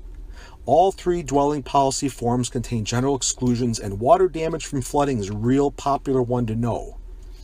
Now, water backup through sewers and drains, groundwater seeping through basement walls, ordinance or law, the insurer will not cover losses related from enforcement of any law or ordinance regulating the use or construction or repair of any property. Work done without a permit if required. We've been talking about that. You see, there it is. Earth movement, power failure. Only covered if an insured peril causes the power failure on premises. And then, of course, it talks about war and nuclear things like that. In the next paragraph, since dwelling fire policies do not cover the theft of an insured's contents, some companies provide this option to add on as an endorsement for an additional premium, of course. The peril of theft is defined as any act of stealing covered theft that takes place both on and off the premises. So landlords can purchase limited theft endorsements, which would cover theft occurring on the premises only. But of course, a lot of landlords, what they like to do is put in their lease agreements, they like to put in the fact that you're not covered for your contents and you're encouraged to get your own policy, so that when there's a problem, they don't turn around and get sued by the tenant saying, well, you never told me that. You know? In the next paragraph, comprehensive personal liability is another coverage that can be added by endorsement for an additional premium. So this is not part of a standard dwelling fire policy. So if the insured wants to add comprehensive personal liability for activities or events that occur both on and off the premises, including injury that the insured could cause by negligence to someone else's property, then this is the type of coverage that you want to get. So comprehensive is exactly what you think. It's comprehensive. It covers a whole lot more. Landlords have the option to purchase premises liability. However, this coverage would be limited to situations and actions occurring on the premises only. The first true insurance package policy, again, the first true insurance package policy is the homeowner policy referred to as HO policy, which has 2 parts. So Section 1 under the HO policy covers the property, and Section 2 covers liability. That you need to know for the state exam. Section 1 covers the property, and Section 2 covers liability. So what we do in the next box is we compare and contrast. Property items covered in HO1 is very similar to the policies that are covered under a DP1. So the numbers of the HOs and the DPs are comparable because they cover comparable things. The dwelling items covered in HO2, the policies are very similar to DP2. HO3, concepts are very similar to DP3. So thank goodness there's something that's kind of like, okay, great, it's not going to, you don't have to knock yourself out memorizing all that. In the next section, the big differences between DP and the HO forms is that none of the DP forms cover theft of contents or personal liability to others. And then the capital letters mean all this in capital, you got to highlight it, underline, and put stars next to it. All HO forms cover theft, personal liability, and medical payments to others. That's there because it shows up quite a bit on the state exam. So policy codes are at the bottom of 70. I regret to tell you that this is in the state curriculum. They want us to share this with you because it could show up. And if you're, taking the state exam, you want to make sure you know these things if you really want to ensure your success. HO2 is the broad form policy. HO4 is the renters or tenants type of policy.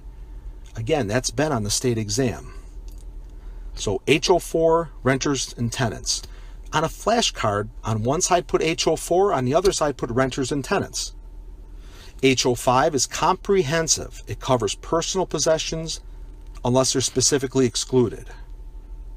So HO5 is comprehensive. HO6 is condos. Just got to memorize. HO6 condos. HO5 comprehensive.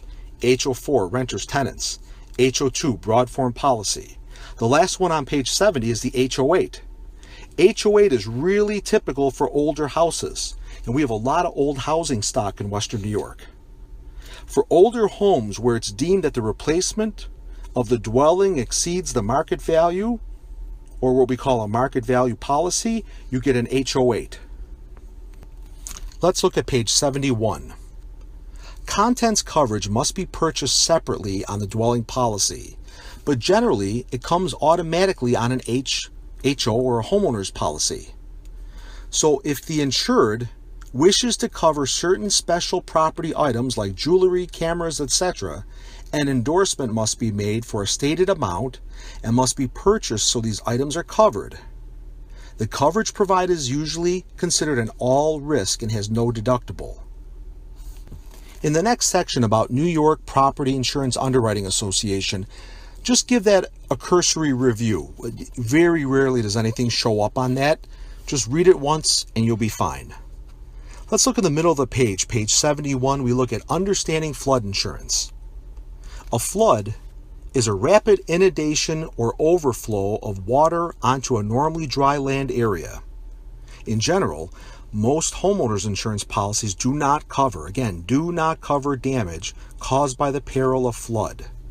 Flood insurance is typically purchased separately through the National Flood Insurance Program or an insurer participating in the Write Your Own program, okay?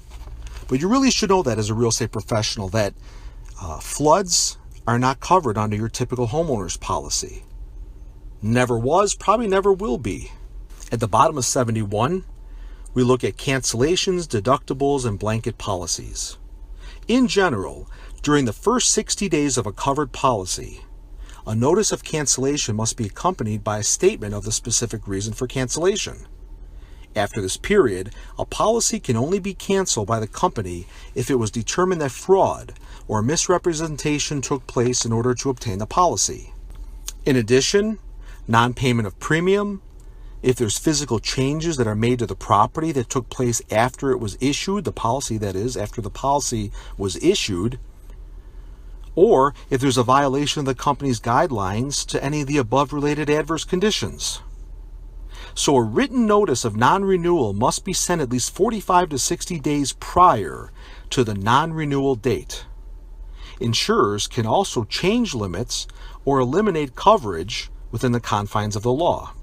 And believe me, the laws are ridiculously long in terms of what the insurance companies have to follow.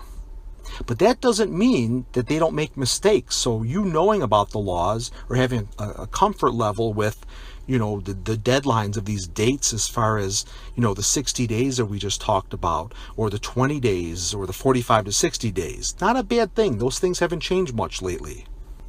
The last paragraph of page 71, we talk about deductibles. Deductibles control the cost of insurance by helping to prevent overutilization of the policy and are part of most property insurance policies. So deductibles are typically established at the time that the client purchases the policy. And now they can be changed as well. Keep in mind that the lender probably has certain minimums as well, just like on your car insurance. If you have car insurance, it's different if you lease a car compared to if you own it. And if you owe money on it or not, there's going to be requirements to follow. Specifically, a deductible is the dollar amount that the insured agrees to pay on each loss to the point of where the insurance company picks up the difference, up to the policy limits. Most deductibles apply on a per occurrence basis, which means that if more than one type of property is damaged in a single event, only one deductible applies for the entire loss. The declarations page of the policy will show the deductible that was selected. Sometimes that shows up on the state exam.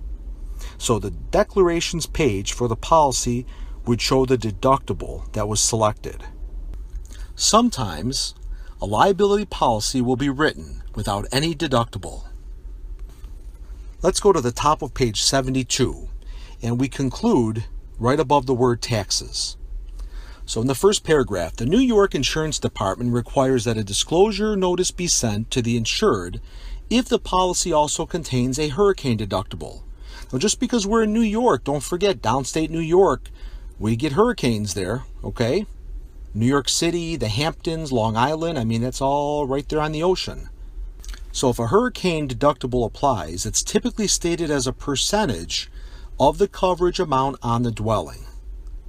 Second paragraph, please know what a blanket property insurance policy is. Blanket property insurance policy. This provides a single amount of insurance that may apply to the different types of properties or to different locations. Make sure you read the balance of that paragraph on your own. In comparison, under the third paragraph, a specific property insurance policy provides a specific amount of insurance for specific types of property at a specific location. That's, I think, pretty much straightforward compared to some of the things we've seen. And then we conclude with the fourth paragraph. If a person wants to have protection above and beyond the typical limits that's provided within the standard liability policies, an umbrella policy, or what we say an umbrella liability policy, might be appropriate. You can see this is in bold, and it's even underlined. So make sure you highlight and know this. Umbrella policies provide very high limits of liability and broad coverage, and will pick up where the primary home or commercial policy leaves off. Got to know all of that. So in the event of a primary coverage being exhausted, this is where the umbrella policy picks up. So if the primary policy covers up to $500,000, the umbrella policy would usually provide at least another $1 million or more in coverage for bodily injury and property damage. These policies have nothing to do with property coverage. So this is important for people who own rental property. A lot of times if you own rental property, an umbrella policy gives you that extra layer of coverage and protection that you don't get from standard policies. And what's nice about those is that if you don't have the property that you own incorporated, this is the next cheapest way to really protect yourself from a liability level, and that is to get an umbrella policy. So now we're going to take a look at some videos that are appropriate to reinforce what we just covered.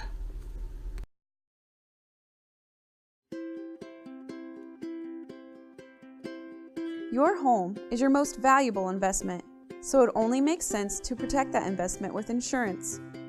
While it sounds simple, homeowners insurance can create more questions than answers. Let's break down the coverages. The standard homeowners policy is divided into two sections: property coverages and liability coverages. Let's start by taking a closer look at Section 1, property coverages. Coverage A, dwelling, provides protection for your home and the structures attached to your home. Coverage B, other structures, covers the structures other than your home located on your property, such as a detached garage or shed. Coverage C, personal property, covers the contents of your home, such as furniture, appliances, clothing, and toys. Coverage D, loss of use, provides coverage for your additional living expenses when you have lost use of your home. For example, if you have to vacate your home due to damage from a covered loss, such as a fire or tornado, this coverage will pay for the additional cost of a hotel or other temporary living expenses you would not normally have until the damage to your home can be repaired. One important note about homeowners insurance: not all causes of loss are covered, such as floods. Homeowner policies are designed to provide coverage for exposures that most homeowners will incur. This helps to keep the cost of insurance affordable. Not everyone lives in an area where flooding is a risk. If you do, you might be able to purchase a separate policy to provide coverage, and your independent insurance agent can help with that. Now let's take a look at Section 2 of the homeowner's policy, liability coverage. Section 2 includes two coverages: personal liability and medical payments to others. Personal liability provides coverage when you are legally liable for bodily injury or property damage to others. It also covers injury or damages to others caused by any relative living with you. Let's say you're having a cookout and one of your guests is accidentally injured on your property. For example, they fall due to a broken step at your door. Your guest could decide to sue you for the injuries received because of your neglect. That's when your homeowner's policy's liability coverage would come into play to defend you against lawsuits and help pay for expenses associated with those lawsuits. The second liability coverage provided in your homeowner's policy is medical payments, which covers medical bills incurred by invited people who are injured on your property or as a result of your personal activities. Remember your injured cookout guest? Medical payments coverage would help cover the cast and stitches they received due to their injuries. We understand the details of insurance can be confusing. This video is just a short overview of the primary coverages provided by a standard homeowner's insurance policy. Just like every home is different, so is every insurance policy. The most important thing to remember is your policy should protect your needs. To ask questions and learn more about what coverages you need, contact your local independent insurance agent right away. The most important thing to keep in mind is to not make small claims. Insurers really have been dropping people after making just $200 or $300 claims 2 or 3 times. The key thing is to raise your deductible to at least $1,000, which can lower your premiums by up to 25% and prevent you from making some of those small claims that could get you dropped. The next step is to check out your clue report. Insurance companies share information with each other through a database called the Comprehensive Loss Underwriting Exchange. It's important for you to check your clue report to make sure there aren't any errors that are making it very difficult for you to get coverage or for your rates to get increased through your own insurer. Go to choicetrust.com and take a look at your clue report. It's also important to look at your clue report before you buy a house, because the insurers keep track of the claims made on the house, and you can have a difficult time getting coverage even if you've never made a claim at that house before. Next, make sure you have enough coverage. When people add additions or do major home improvements, they need to let their insurance company know so they can increase their coverage amount. And generally, your premiums will not increase by very much, but you'll have hundreds of thousands of dollars of extra coverage. It's good to work with an insurance agent who can go through your house and give you an appraisal, or go to a website like AccuCoverage.com, where you can use some of the same databases that builders use to figure out the insurance costs. Next, it's most important to work with an independent agent when you're shopping for coverage, especially if you live in a high-risk area such as a coastal area. It's gotten much more difficult for people to get coverage on the coasts, but an independent agent can help you figure out if there is an insurer who can offer that coverage, what you can do to protect that coverage, and whether you do need to go with your state's high-risk pool. finally, ask what isn't covered. One of the key things that's excluded from homeowners insurance policies is flood coverage, but you can get a low-cost policy from the federal government if you go to floodsmart.gov. You can get prices there and also find the risk of your house. Also, things like sewage backup coverage, which could lead to tens of thousands of dollars in claims, generally isn't covered automatically under insurance policies, but you can often add a rider for just $30 a year to add that coverage, which can be very valuable.